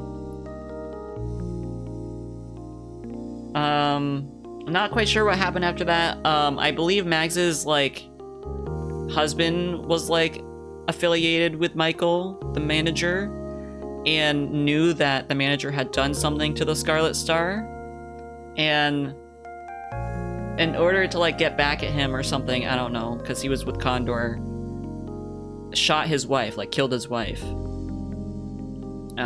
Max's husband did. So it's like a whole like crime syndicate revenge thing. The cum hands. Man shot a milk jug. Damn, I'm just so full of milk. I had too much milk tonight. I thought it would make me grow big and strong. Is it a murder or a Hick-Hawk 45 video? What's that? A Hick-Hawk? Now that you've gone, the reasoning behind taking the Scarlet Star has gone too. And George, who took your life, even had the audacity to come to your funeral. Kathy, I now know exactly what I have to do. I have no intention of handing the Scarlet Star over to George, and absolutely no intention of forgiving him for what he has done either. You can rest easy, Kathy. You'll be avenged, I promise. So he did something with the Scarlet Star. I like how his handwriting is like so neat. Oh, it's a gun YouTube channel. An old YouTube codger. He shoots and talks about guns. Aw, glad he's living his best life. Safecracker in this diary, there's no mistaking it. It was my dad. It all happened 25 years ago in this very room. My dad snuck in and stole the Scarlet Star, only to be killed by Michael McGrath. He was killed in this very room. Dad. Oh, Kyle's having a moment. Hey, are you listening, Hyde? Tony? Snap out of it, man. Okay, so does it say where the Scarlet Star is or not?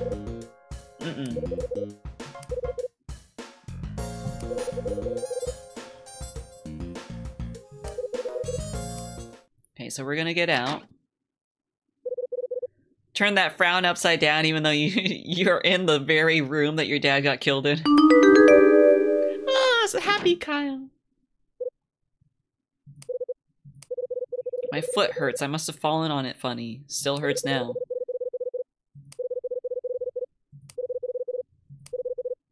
Need a rest. I'll be sure to come and get you when I need you. Okay, so Tony's going back to his room to rest. I think Kyle's planning on doing something. Oh, pager. Alright, so I'm gonna go to the bathroom real quick, and then once I come back, we will see what is up with the pager, what Rachel/Ed wants to talk to us about. Yeah, go pee. I need pee. Thank you. I'll be right back. Feel free to take a break, y'all, if you need to as well. Get a snack or something, and then we'll be right back for the rest of the game. Bye-bye.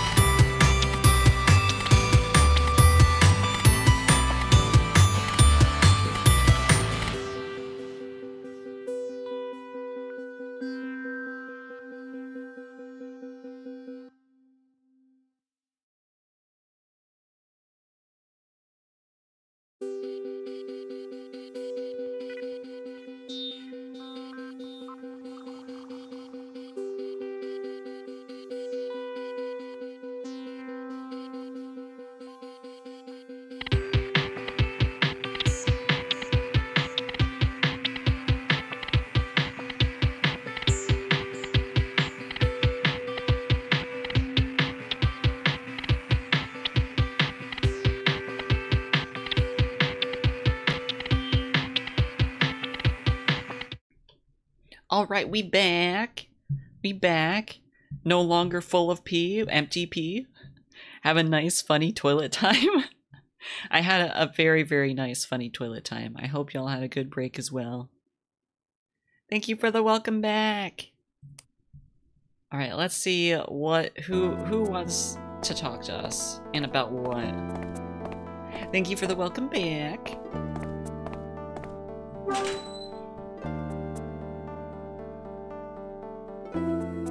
Alright, we can finally see the fucking map. We finally know where we're fucking going.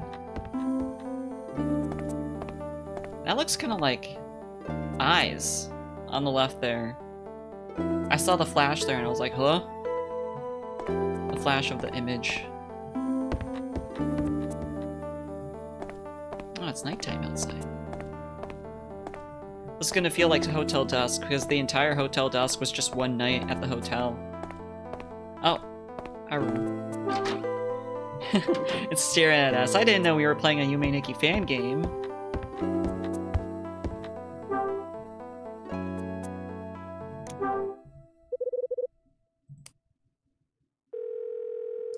It's time for Rachel. Red Crown, how may I help you? Is everything okay, Kyle? I've been trying to reach you for ages. Yeah, I got caught up in something. Oh? It's fine now, don't worry about it. Well, okay, if you're sure. Hi, me. Yume Nikki fan game hallway. Yeah, pretty much. There are a lot of hallways that look like that in Yume Nikki fan games. What did you want me for anyway? I'll pass you over to Ed. Okay, so it's Ed who wants to talk to us. It's me. I found out something about Frank Raver. He was heading up a Condor investigation 25 years ago, but was taken off the case. I already got that out of him. Seems he blames Hugh Speck for having him taken out of action. He's been roaming around in this building looking for proof to link Speck and Niall. Oh, also, I just remembered another thing that I started because of my break last week, because I had so much free time. I started playing Ace Attorney. Phoenix Wright Ace Attorney. Like, I had played the first chapter, like the first episode of the first game a long time ago. And maybe the second one too. But I never actually finished any of the games, so I started playing it again, and it's very fun. And it's also a game that I've been reading fanfiction about. If you can guess what ship I support, it's probably not surprising what I ship in Phoenix Wright Ace Attorney. He has he? Also, I found Michael McGrath's diary from 13 years ago on the 4th floor. In it, he says he shot a certain safecracker in this building 25 years ago in 1955. I didn't know Ace Attorney had boats. Oh, they have lots of boats. What? There's more. The person who killed Kathy McGrath 13 years ago was the husband of... was the husband of the current owner, none other than George Patrice. That's some pretty big reveals you made there, Hyde. Yeah, it's been coming back to back in the last chapter. You ship Phoenix and Edgeworth right on the money, man. It's so perfect. They're so gay for each other. The subtext. Their relationship is so gay coded.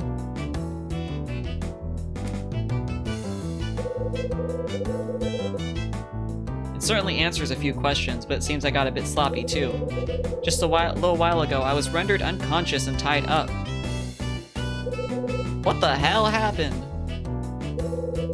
I was investigating the 4th floor and somebody sprayed me with sleep spray. That's pretty serious. Seems you managed to get yourself out of it though. Yeah, just about. My head's still killing me though. I never saw it because it always looked like Phoenix couldn't stand Miles. That's because you haven't played past... Have you played the games? Because starting in like episode 3 of the first game, there's a lot of development. There's like episode 3 and 4 and 5. I've played most of 1. It happens at the end. Like, do you find out about how like they were actually friends when they were younger. And like, Miles did a really important thing for him.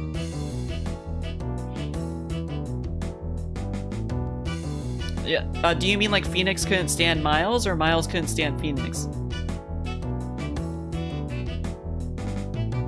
Oh well, I still ship them.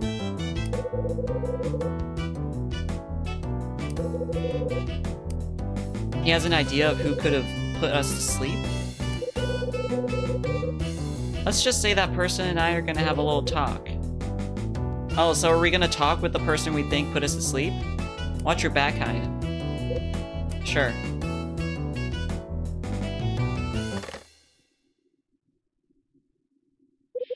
Okay, time to go and get some answers.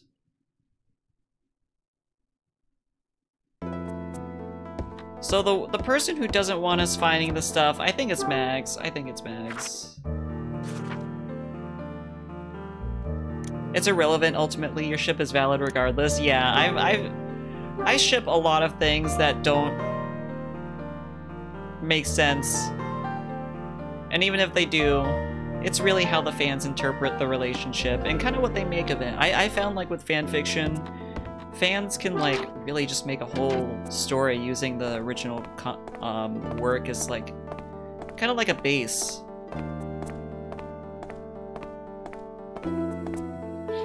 And they can like change a lot of things about it. Okay, Mags. I got something to talk to you about. Who is it? I hear Max's voice from inside her room. It's Kyle Hyde. Oh, Mr. Hyde. The CEO hat and badge for Postmaster General slowly lowers from the ceiling onto your head. Postmaster for shipping. Yes, that is me. I like when people ship weird stuff or just go off. Yeah, I'm like, damn, yeah, you go ship fucking Garfield and Sonic, man. Like, pop off. Like, you make that work. You created that relationship in your head. I would have never thought about it in 100 years, even though I just thought about it now. But like, you do you. Why so surprised? I'm not surprised. If you say so. Now open the door. I got something I need to talk to you about. Now's not really a good time. I don't want to see anyone at the moment. Don't want to see anyone? What's wrong? Was it something I said? Please don't misunderstand, Mr. Hyde. She's acting really suspicious. She definitely was the one who snuck up on us. I know what you did. All of it. Now open this damn door. No, I won't. I have no intention of letting you into my room ever again. I've also made certain discoveries. I know you snuck in here and stole the key, for example. What? Of all the things to take, and to think you of all people took it. Yeah, I think it's natural that she would notice because we didn't even like rewrap the box that we took the key from. Unsurprisingly, being straight, I never really see the gay ships unless told of them. Yeah, if it's not something that you're like keyed into, you would be like, oh, okay, they're just like rivals or something. It's like it's just a thought pattern that has infested it, that has wormed its way into my brain. I must have been a fool to ever think I could trust you. Mrs. Patrice, just go, will you? Mr. Hyde. Frank, what are you doing here? I just came to see Mags.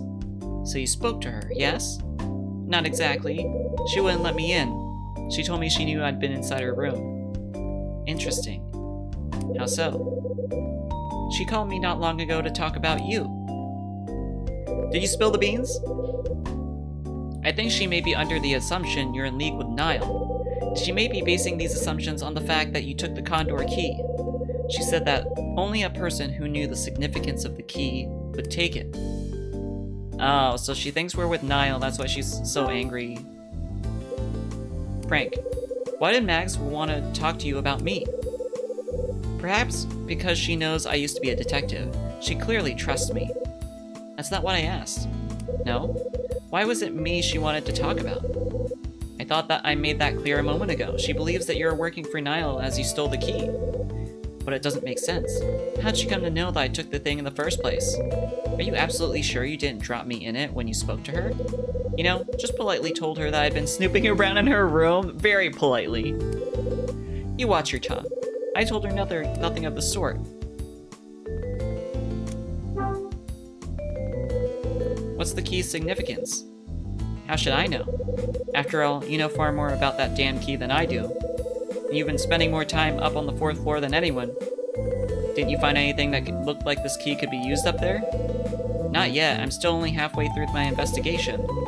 I didn't get a chance to finish it because I was attacked. You were what? Yeah, I let my guard down for a second. They hit me with sleep spray, tied me up, and locked the door. I got myself out, but I never caught a glimpse of the attacker's face. Who would attempt something like that? My guess is it's somebody who got jittery at the thought of me being on the 4th floor. And they're willing to do just about anything to keep their secrets hidden. You don't think it could be... Yeah, it's Mags. If what you told me is true and she thinks I'm working for Niall, I'm sure of it. Why didn't I realize it sooner? Indeed. Oh dear. What is it? I may have made a terrible mistake, Mr. Hyde. A mistake? About what? When you told me that it was Michael McGrath's son, of all people, that sent you the order to go searching for the Scarlet Star, that's when I chose to hint that Michael McGrath kept his secrets hidden somewhere, like in a diary. I thought this was a chance to utilize your expertise in assisting me in finding evidence to expose Hugh Speck and his corruption. However, this may have caused Mrs. Patrice to question her trust in you. It seems I didn't think this through properly. Oh, it's okay, Frank. It's not your fault. Don't flatter yourself. Damn. Kyle with the fucking burn. What? You think I was just doing what I was told? I wanted to look around the building, and that's exactly what I did. The reason I did it was to uncover the truth of 25 years ago. Simple as that. The truth of 25 years ago? Do you mean to tell me that you're not looking for the Scarlet Star? Oh, I'll find it alright. But only because it'll be instrumental in uncovering the truth I'm looking for.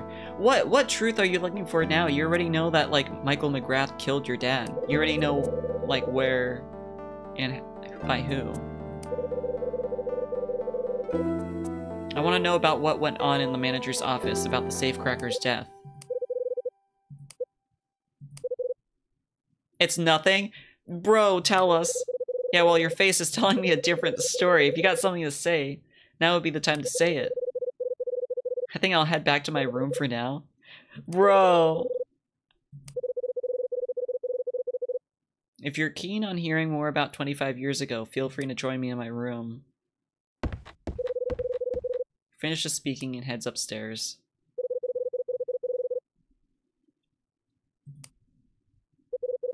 So, Frank knows something about my dad.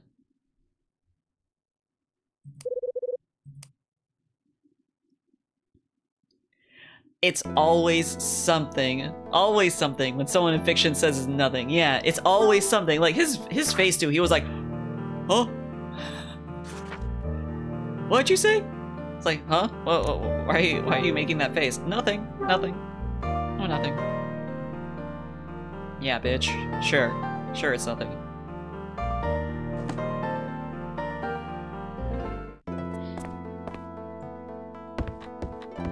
Okay, so let's go up to his room. He's gonna give us a little story time. I believe he's in the room above ours, so 302.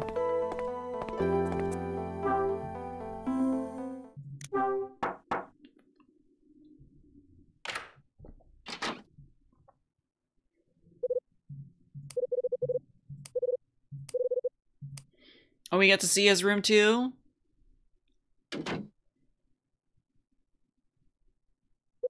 Oh. This is a stylish room. It does kind of like, you know, give off the detective vibes, like retired detective.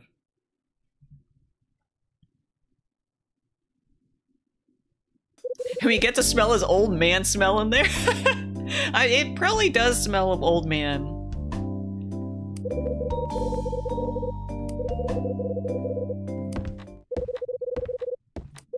So he's gonna give us a drink because he's gonna drink himself. Oh, coffee, not alcohol. Wait, why are we drinking coffee? Why is an old man drinking coffee at like fucking 7 p.m.? It's a family photo.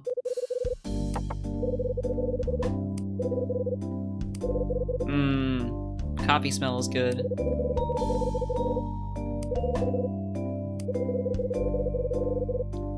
My wife passed away 10 years ago after a lengthy battle against illness. I have 2 children, but we haven't met in years.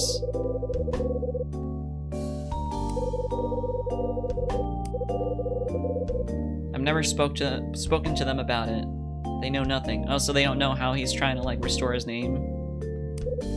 Because old men drink coffee at 7 p.m.? Well, I mean, like, it's gonna ruin your sleep. At least if you have like a 9-to-5 job and stuff. It's starting to affect me too. I know that my mom talks about how she can't really drink coffee or tea late anymore.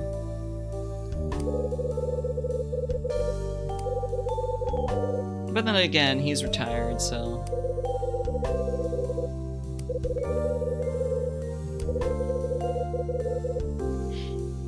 If I had a dad like you, I don't think I could stand it. Just my 2 cents though? What the fuck, Kyle? Yeah, old men are typically unemployed at that dude's age. Yeah, I think I just figured that out. He's probably, like, he's retired and stuff, so he doesn't need to worry about, like, getting up early. I didn't leave my family in the dark all this time just for the sake of my own pride. There's more to it than that. 25 years ago during the Condor case, my name wasn't the only thing lost. The mess that Hugh Speck caused also resulted in someone's death. Whose? The same man you've been looking into. The safecracker. So, Mr. Hyde, would you care to tell me how you came to know about that man? He's my fucking dad! Who told you about him? Tell me.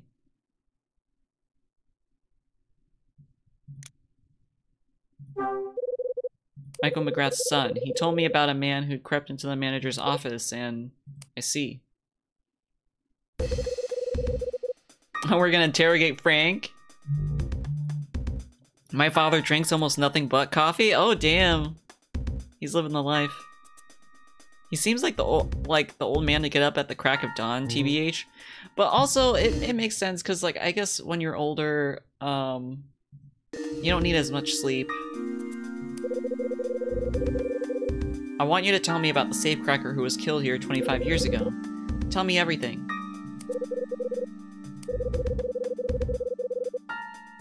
Yeah, you gave us a hint.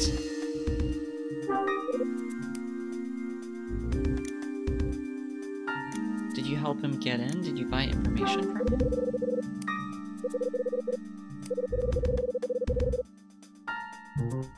I'm gonna load it again. I feel like I'm gonna mess up a lot.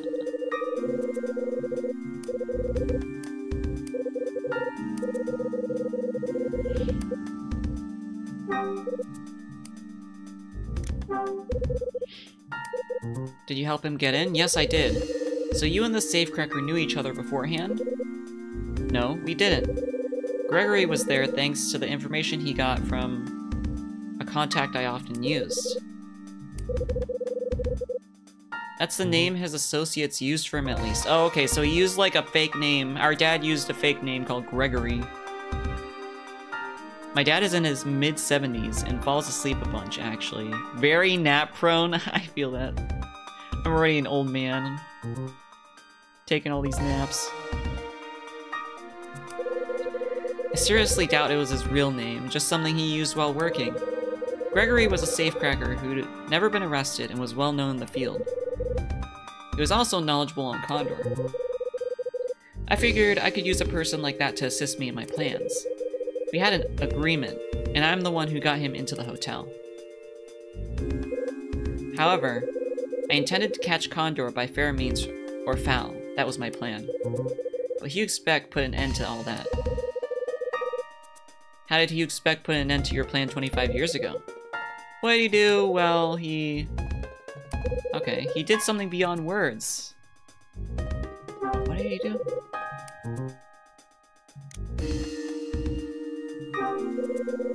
You told Condor about your plan? That's right. That was also why Gregory was silenced. That night, while I was waiting for word from Gregory, that's when it happened to me, too.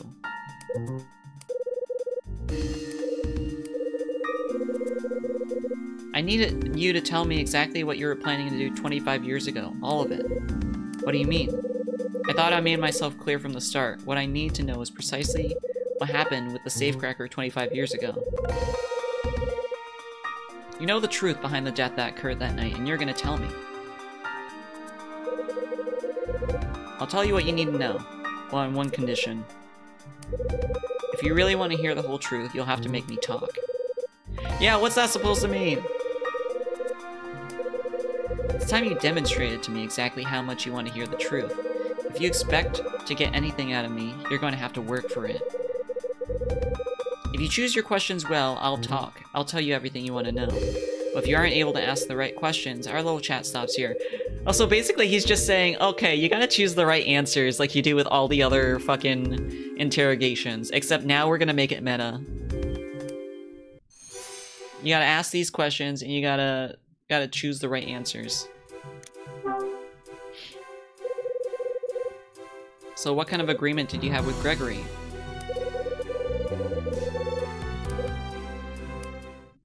That's not a fitting question? Mr. Hyde, I'm sure I told you at the start, but you should be choosing your questions carefully. As I understood it, you wanted to know what happened to the safecracker 25 years ago.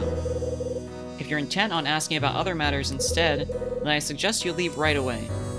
Uh-oh. Oh! So that's what he meant! Oh fuck, game over? Good thing I just saved. What the fuck, man?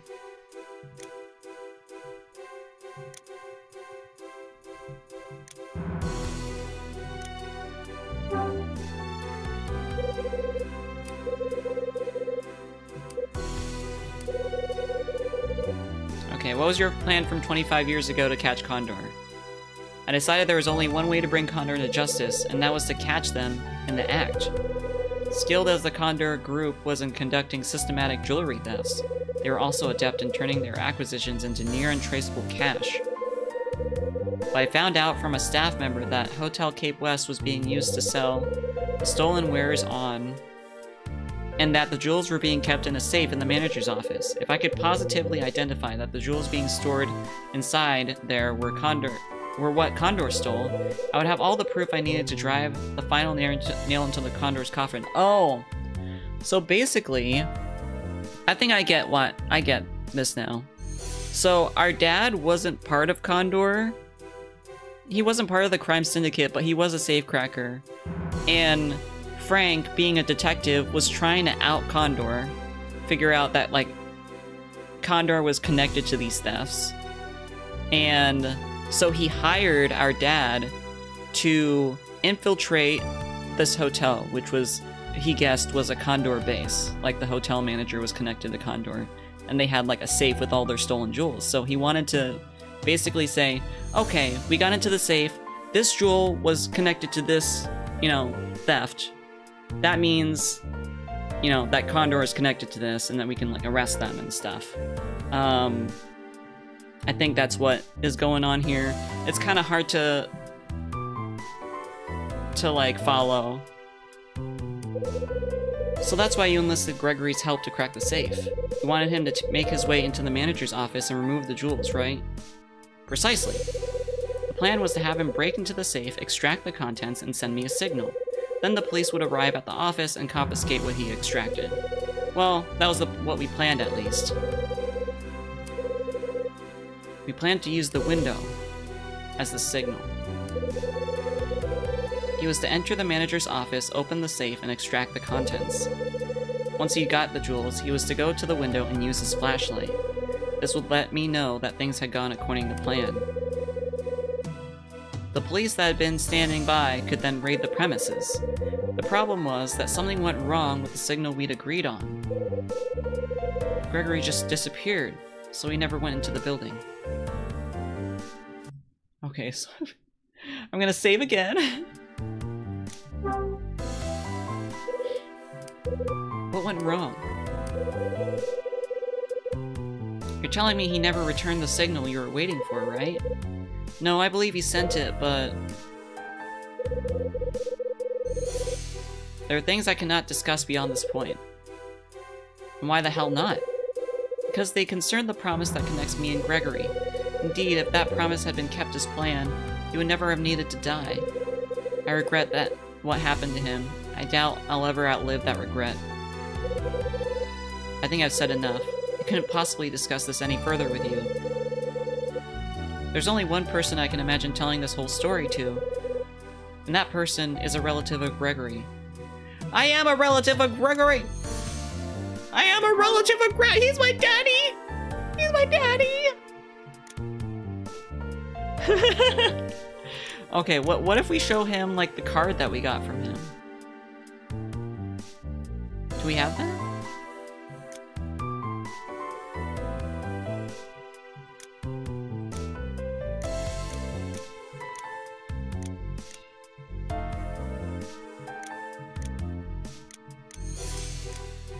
Didn't we get, like, a card from our dad or something?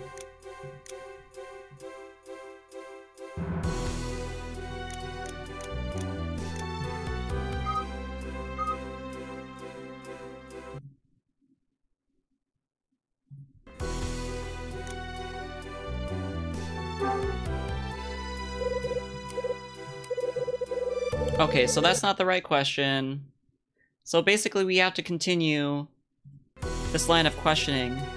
I have no idea. Maybe we go back to our room and get the card. Let's see if we can do that. 1 second.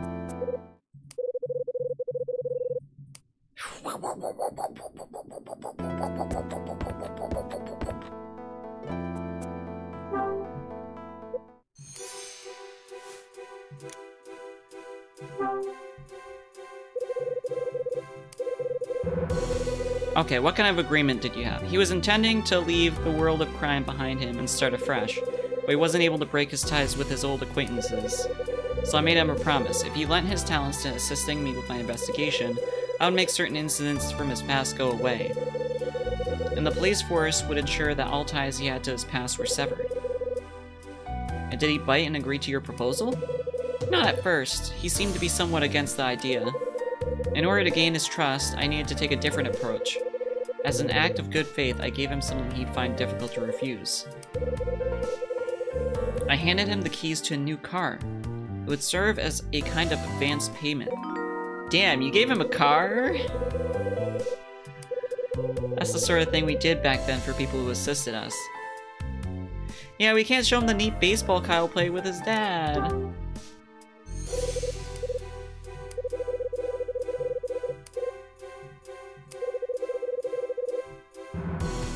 What if I were to bring a member of Gregory's family here?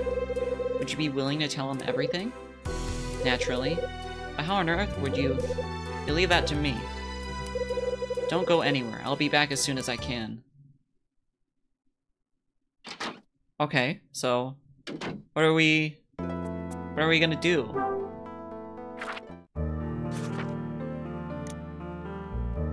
Maybe now we can get the thing that our dad gave us? My lips have been really dry lately. Like, you know, like when the corners of your lips like get kind of like dry and like cracky, and like when you open up your mouth all tall, it kind of hurts. That's what happened. I have to start using chapstick again. It's chapstick season. Yep, yeah, it sucks.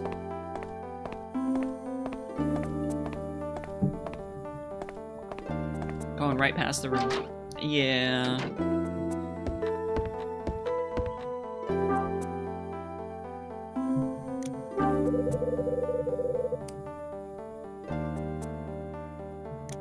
I loathe the feeling of chapstick.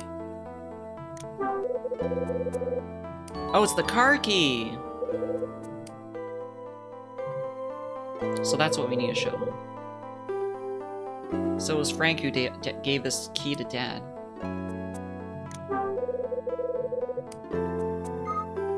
I actually loathe the feeling of chapstick. I also do not like the feeling of chapstick. Maybe not loathe, but it's uncomfortable for me. And I always forget to put it on too. So I don't really like using it.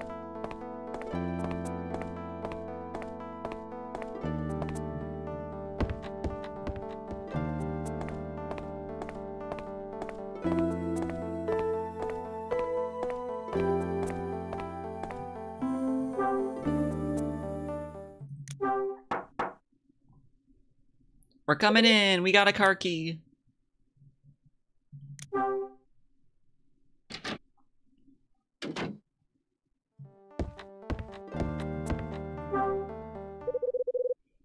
Sorry I've kept you waiting. So where's the member of Gregory's family, Mr. Hyde?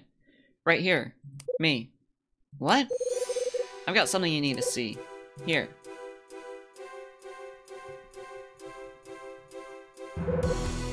This is... that fucking face. I love their surprised faces. They're so goofy. Yeah, this is the same car key you gave to Gregory 25 years ago. It was discovered on the body of a man in a downtown parking lot not long afterwards. This is one of the items my dad left me. What did you just say? Gregory's real name was Chris Hyde. 25 years ago, after deciding to wash his hands of crime, he left the house on his final job.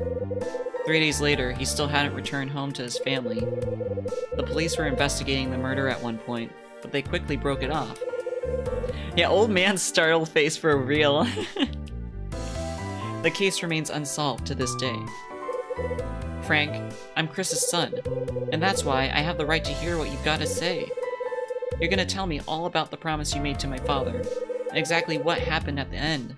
You're gonna tell me everything.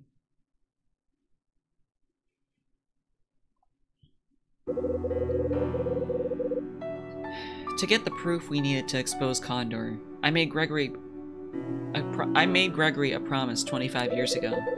From his point of view, this job posed considerable risk. He agreed to take on the job knowing it would be his last, for the sake of his family.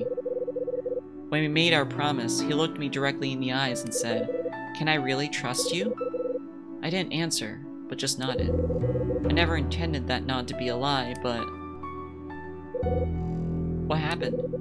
That night, he broke into the manager's office as we'd planned, got the safe open, and took out the contents. Then, from the darkened room, he shone the signal, but no matter how many times he repeated it, nobody sent him the response he was expecting.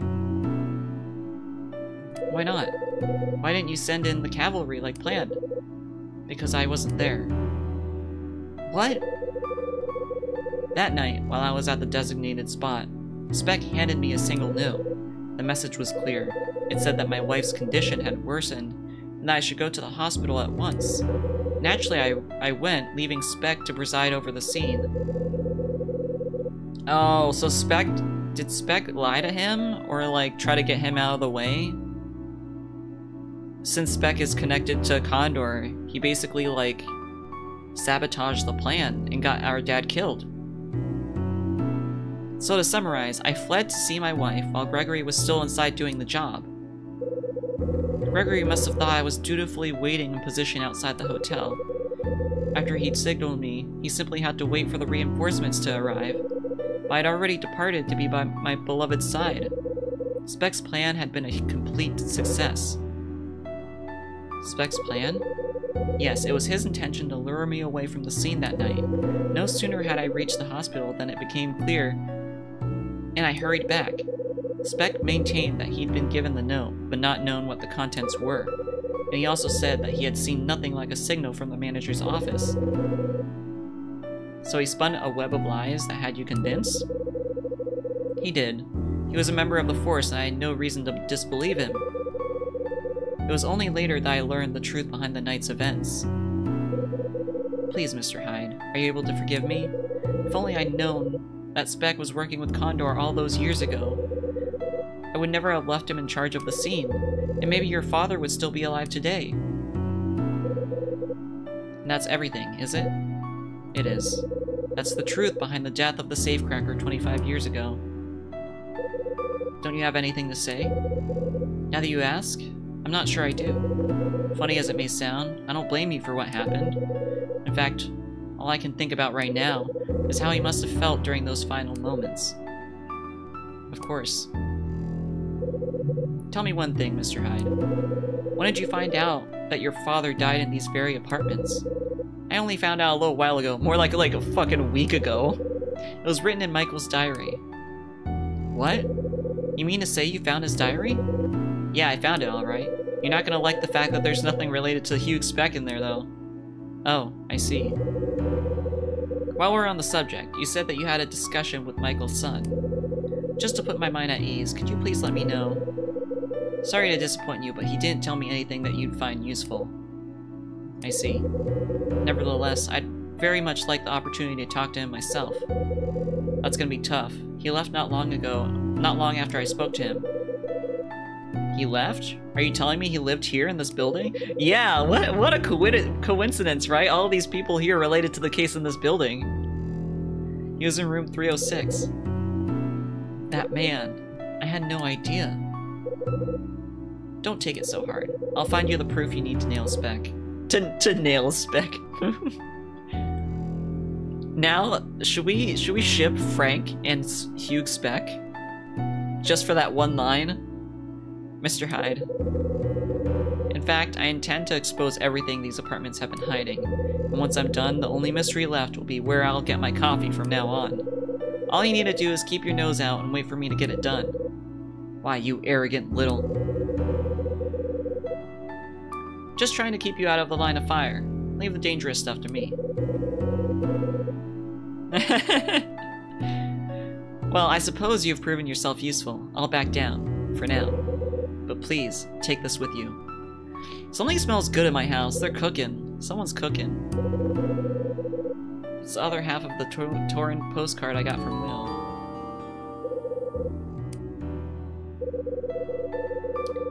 This item represents the only clue I found while searching the 4th floor. Take it with you. It might help. I take it you're still eager to hear what Mrs. Patrice has to say?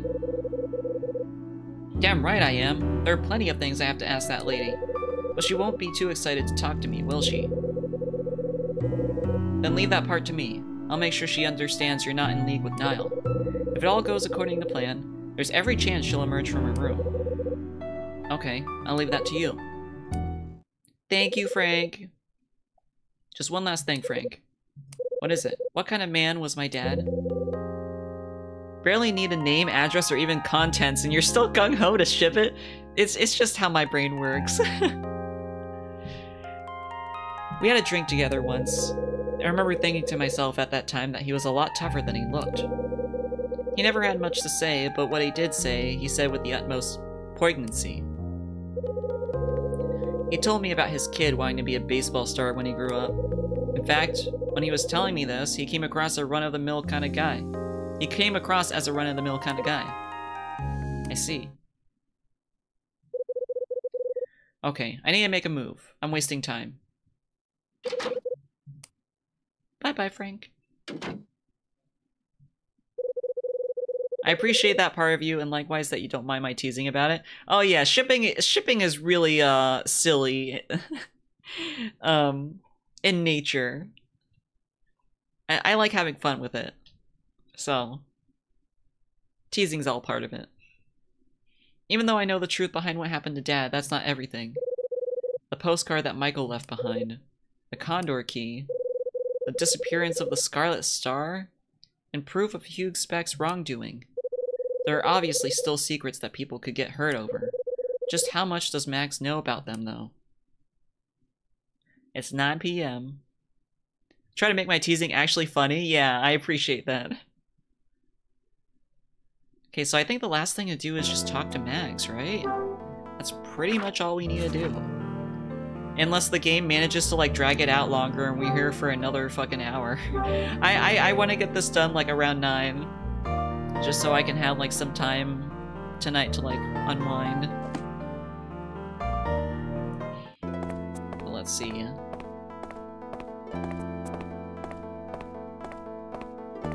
Oh god, it smells so good. What are they cooking? I'm running a little bit low on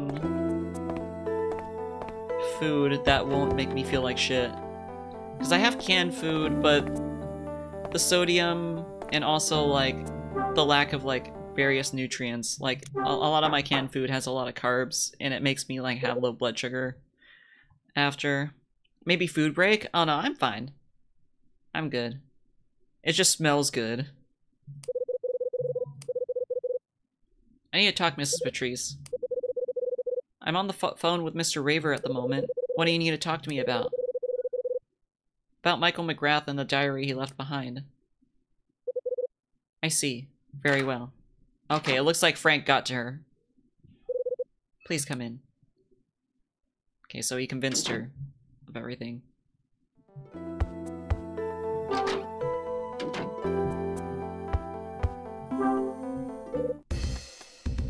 Investigation time! Let's get a safe data. Mrs. Patrice. Yes, what is it?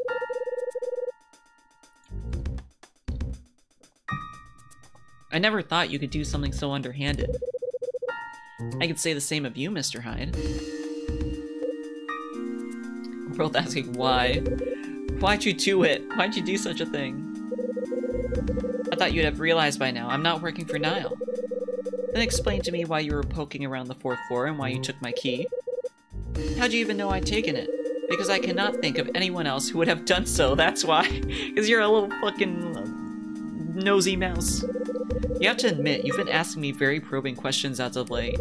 Also, you seem to have taken to roaming about this building instead of going to work. Dylan was also kind enough to warn me about you.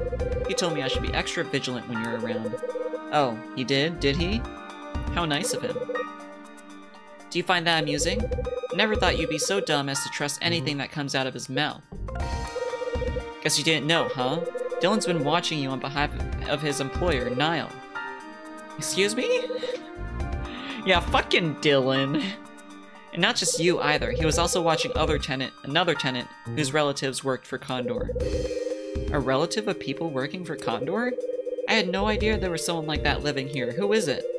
Well, if you haven't got any interest in rocking the boat with Condor, it's probably better if you remain in the dark about who they are. Dylan left without causing any fuss because you were unaware of his true identity. That's a very good point.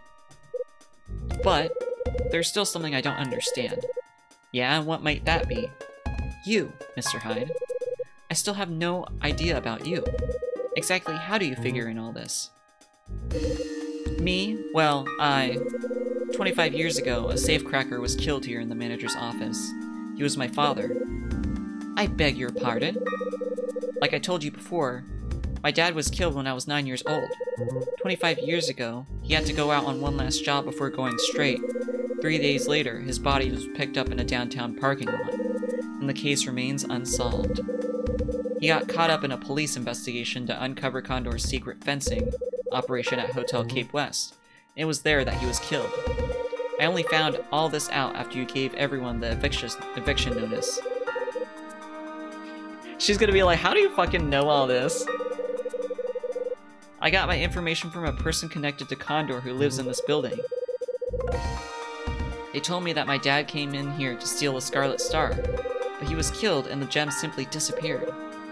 A Scarlet Star? After I'd found that out, I made my decision. I would expose everything about this building's hidden past. So that's the reason you came in here and searched around, I suppose? Uh-huh. Why'd you buy a building that was marked by Condor? And then why'd you suddenly decide to sell up? These are the things I need answers for. Tell me everything you know. Just how much do you know about Condor? I've got no interest in talking about such things. Please don't ask me anymore. Bro. We're already in this deep. You can't ignore this. I'm gonna get an answer from you. Why are you so afraid to explain things to me? Is it because your husband was Condor's ringleader? Holy shit. He was the boss? Yes, that's precisely the reason. After he injured his hands, he couldn't play the saxophone anymore. And he couldn't play the saxophone anymore. He changed. He got his first job from them courtesy of a customer who came to the restaurant. After it went well, he began to realize that he was in too deep to turn back. Before too long, he was the ringleader. What the fuck? That's a fucking slippery slope. He eventually roped an old friend, the hotel manager Michael, into his work too. They devised a means of selling the stolen jewelry secretly to avoid detection. Okay, so who killed Kathy?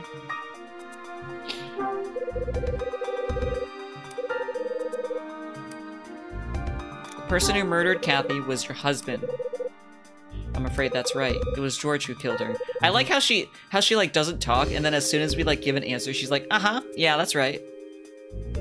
If we were in any deeper, we need a proctology license. Wait, what's proctology? Why'd he do it? He told me why. It was payback for Michael double-crossing him. Ass doctor. In that ass deep. It's the ass doctor. I like how both of y'all just like describe it like ass doctor. How did Michael and George manage to sell the jewelry secretly? George didn't keep the stolen goods himself, but entrusted them to Michael. Michael stored them in the safe inside the manager's office. Once a buyer had been found, George would get in touch with Michael, and cash would be exchanged for the jewelry when the buyer came to the hotel. George would then take receipt of the cash immediately and receive his cut. So the purpose of the parties held at the hotel was... it was to find people to buy the jewelry? Exactly. The parties would be held from time to time at the hotel. There, potential buyers would gather, and the process would begin in earnest. So I imagine the actual goods were exchanged in one of the guest rooms, right? No, Michael was very clear about that and would never use the guest rooms. Instead, there was a hidden chamber for this very purpose. Oh, is that what the key with the condor mark on it is for? Same neuron syndrome, y'all are sharing the same brain cell. Hey, Curves! Yeah, I am playing this game, finally. I really like this series. Thank you for the follow. I hope you have a good day too. Thank you for stopping by. Yeah, I hope you have a great rest of your night. I'm glad to find someone else who enjoys the game as well. I know it's not the most popular, but... what did Michael do to double-cross George? No sooner had George received word that the hotel safe was going to be broken into, then he contacted Michael to let him know. At that time, there was still an item inside that a buyer had not been found for. It was the Scarlet Star. Michael received his orders, and when the intruder arrived, he shot him there in the office. He then stashed the corpse in the hotel chest freezer, where it stayed for 2 days. Then it was taken out and dumped at a different location when it was safe. Yeah, I really like the follow sound. Courtesy of Quoro. After the incident was over, Michael told me that the Scarlet Star was gone. According to what he told me, it had already been removed from the safe before he shot the safecracker. And George believed that? Not exactly. He just led Michael to believe he trusted him. Led him to believe? He didn't want to pressure Michael, or he might risk losing the use of the hotel. George could be a cold, calculating man. He didn't exact his revenge on Michael for another 12 years. Yeah, that's a fucking cold and calculating.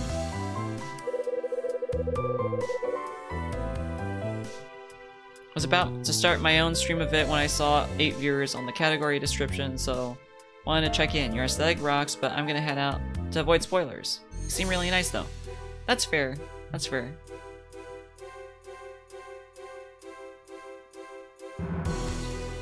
So the reason he chose to wait 12 years before getting his revenge was because...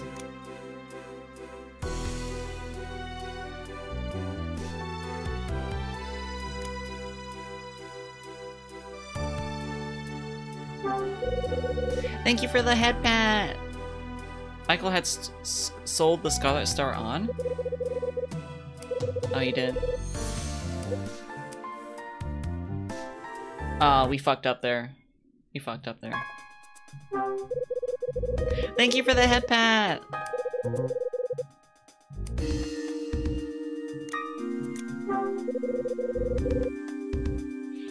Yeah, just a heads up. I don't like, when... don't mention how many viewers that a stream has when you go into it. I make sure to like hide all of the metrics that I have on stream because I really don't like thinking about the metrics.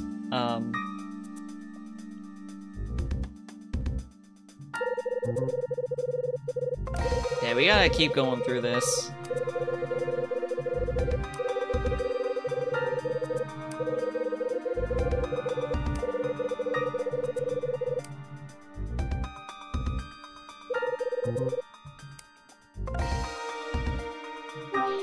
Now, there's exactly as many frogs here as there needs to be. Yeah. I don't want to focus on like the number. All that matters is we're spending time together and chatting and stuff, chilling.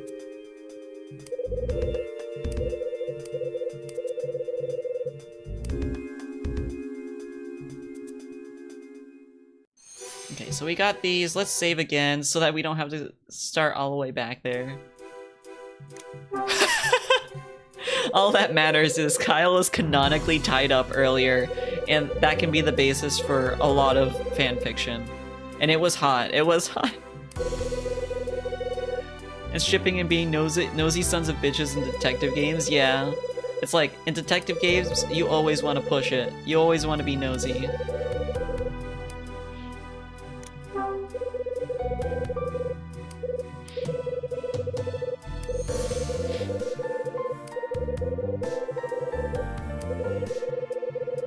Blah blah blah. A hidden chamber. Okay.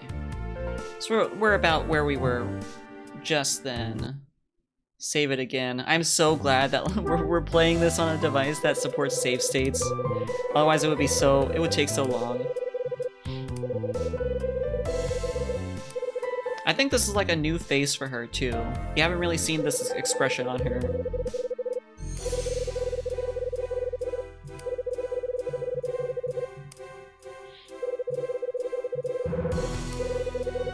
Okay, so what did Michael do with the Scarlet Star?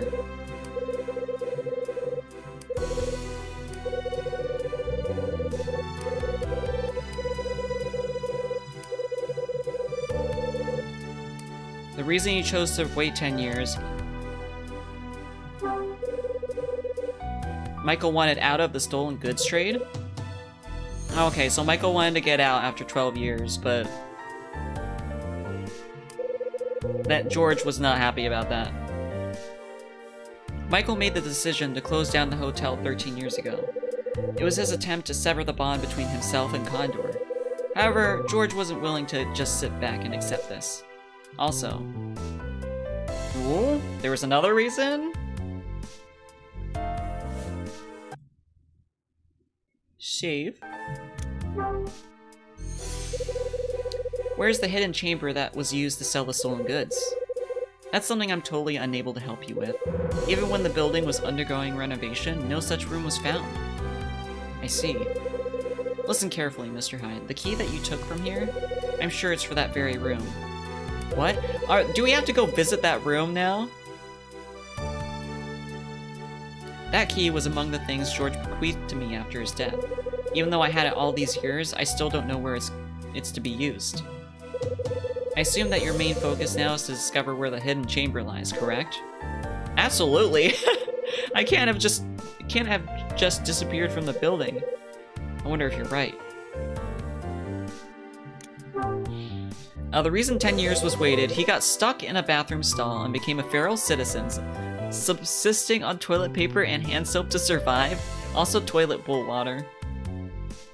Was there another reason for him to dispose of Kathy? Yes, it was because he had grown tired of Kathy's company.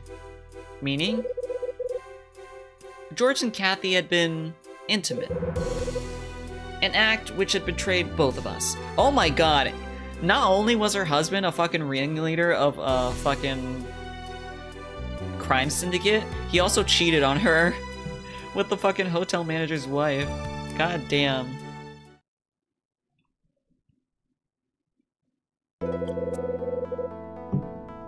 I think we've covered just about everything, Mr. Hyde. Not so fast, there's still a few holes left. I don't know if I can discuss everything in one go. It's not as easy as you might think at my age, you know. Soaps are super tasty. I don't know. I don't know what soaps you've been eating, but when I was young and accidentally ate soap, it was not tasty. But if you insist, if you're willing to indulge me, I may be willing to keep talking. What do I need to do? So you'll agree to my terms? I guess I don't have much of a choice, do I? But the stakes are, I do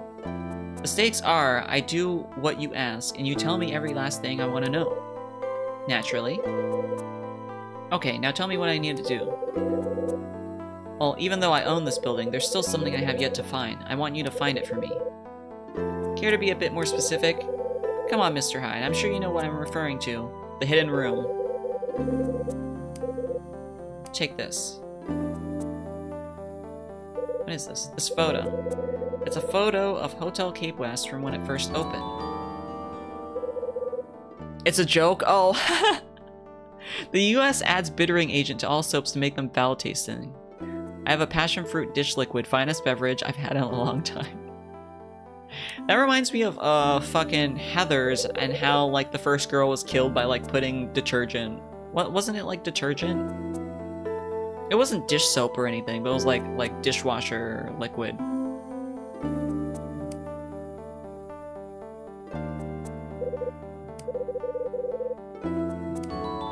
A key.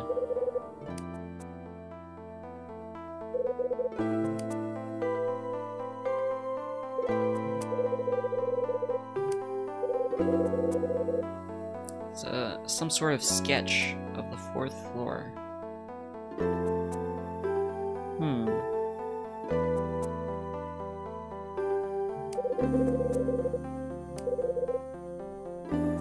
Okay, so guys, it's getting close to 9, the amount of time I usually spend streaming, and I think there's more of the game to go. I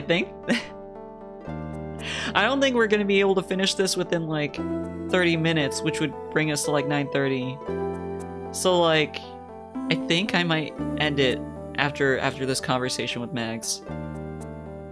And we might have to like just finish it off, whether it be like a short amount of time, and then we like play another game.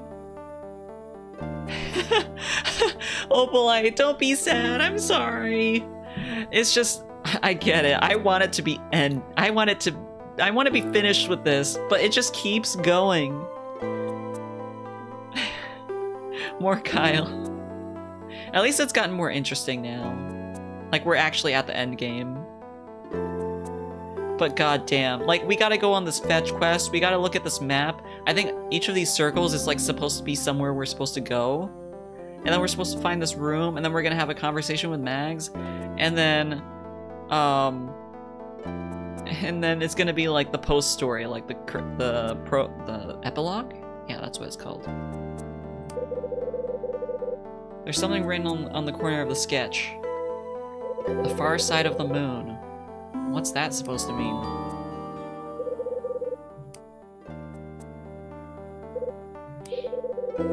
How you use those things is entirely up to you. Yeah, I kind of figured that part out myself. Leave it to me. I'll find what you're after. I'll be back to hear the rest of what you got to tell me, too. It turned out longer than we thought, but hey, another Kyle stream poggers? Yeah. Damn, we're on fucking part 13 of this. How long was Hotel Dusk? This game, it feels longer than Hotel Dusk. The thing Mags was never able to find must be that hidden chamber. Looks like I'm drawing closer to what I've been looking for. The clues are in the sketch, the photo, and the key. Now that I think about it, this isn't the only photo of the hotel I have. Maybe I should compare them side by side. Oh. Oh no!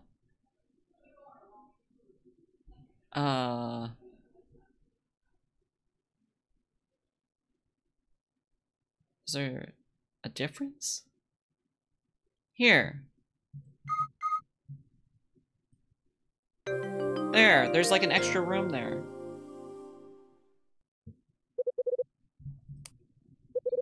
There's a window that's missing from the newer photo.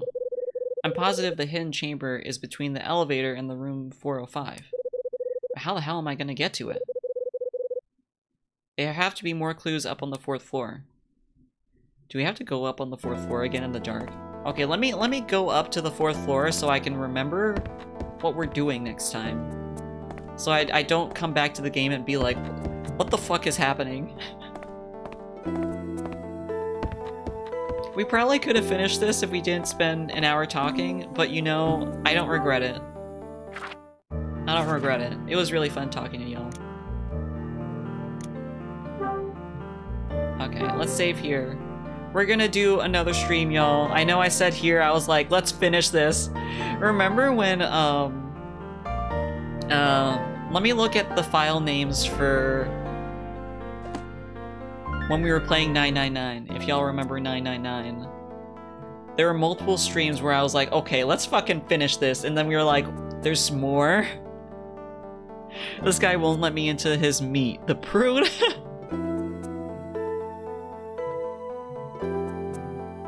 When did we play 999? It was like the end of last year.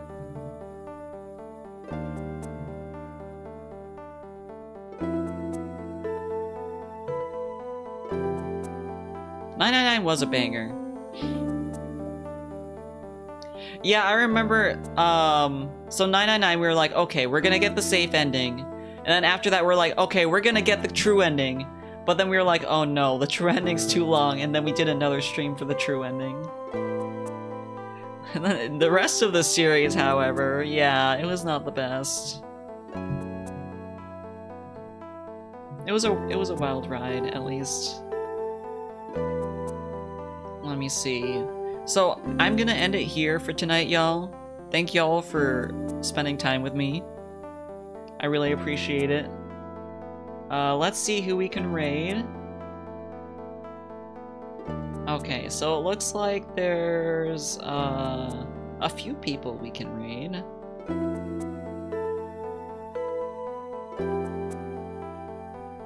And thank y'all for being here. I appreciate it. Today, it was really nice chatting with y'all today. We're gonna stream again, hopefully on Friday. I'm getting a COVID shot tomorrow, so hopefully I'm getting it fairly early tomorrow, so hopefully like the side effects aren't bad and they don't last until my stream. But just a heads up, there is a chance I could cancel stream on Friday because I'm just so stricken with bad side effects, but it shouldn't be that bad, hopefully. We're gonna be playing some Slime Rancher, or whatever I feel like playing, really. Tomorrow, I just kind of wanted to be like a comfy game day where we like chat a lot. It was so fun. Yeah, it was fun for me too. Let's see. I think I wanna let's raid Diggy.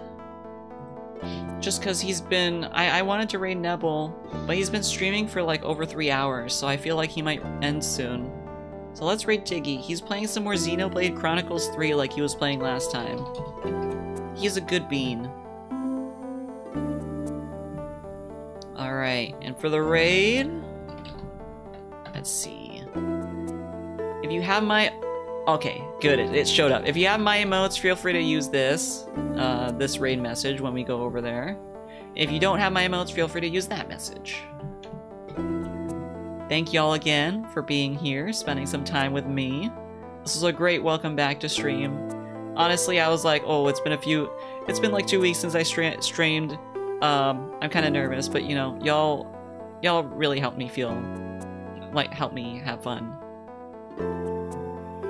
Figure out how to copy on the Twitch app, yeah! Bye-bye! I hope you enjoyed your Lurk, Baltic.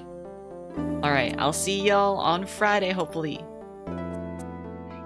Have a great night, y'all. Bye-bye!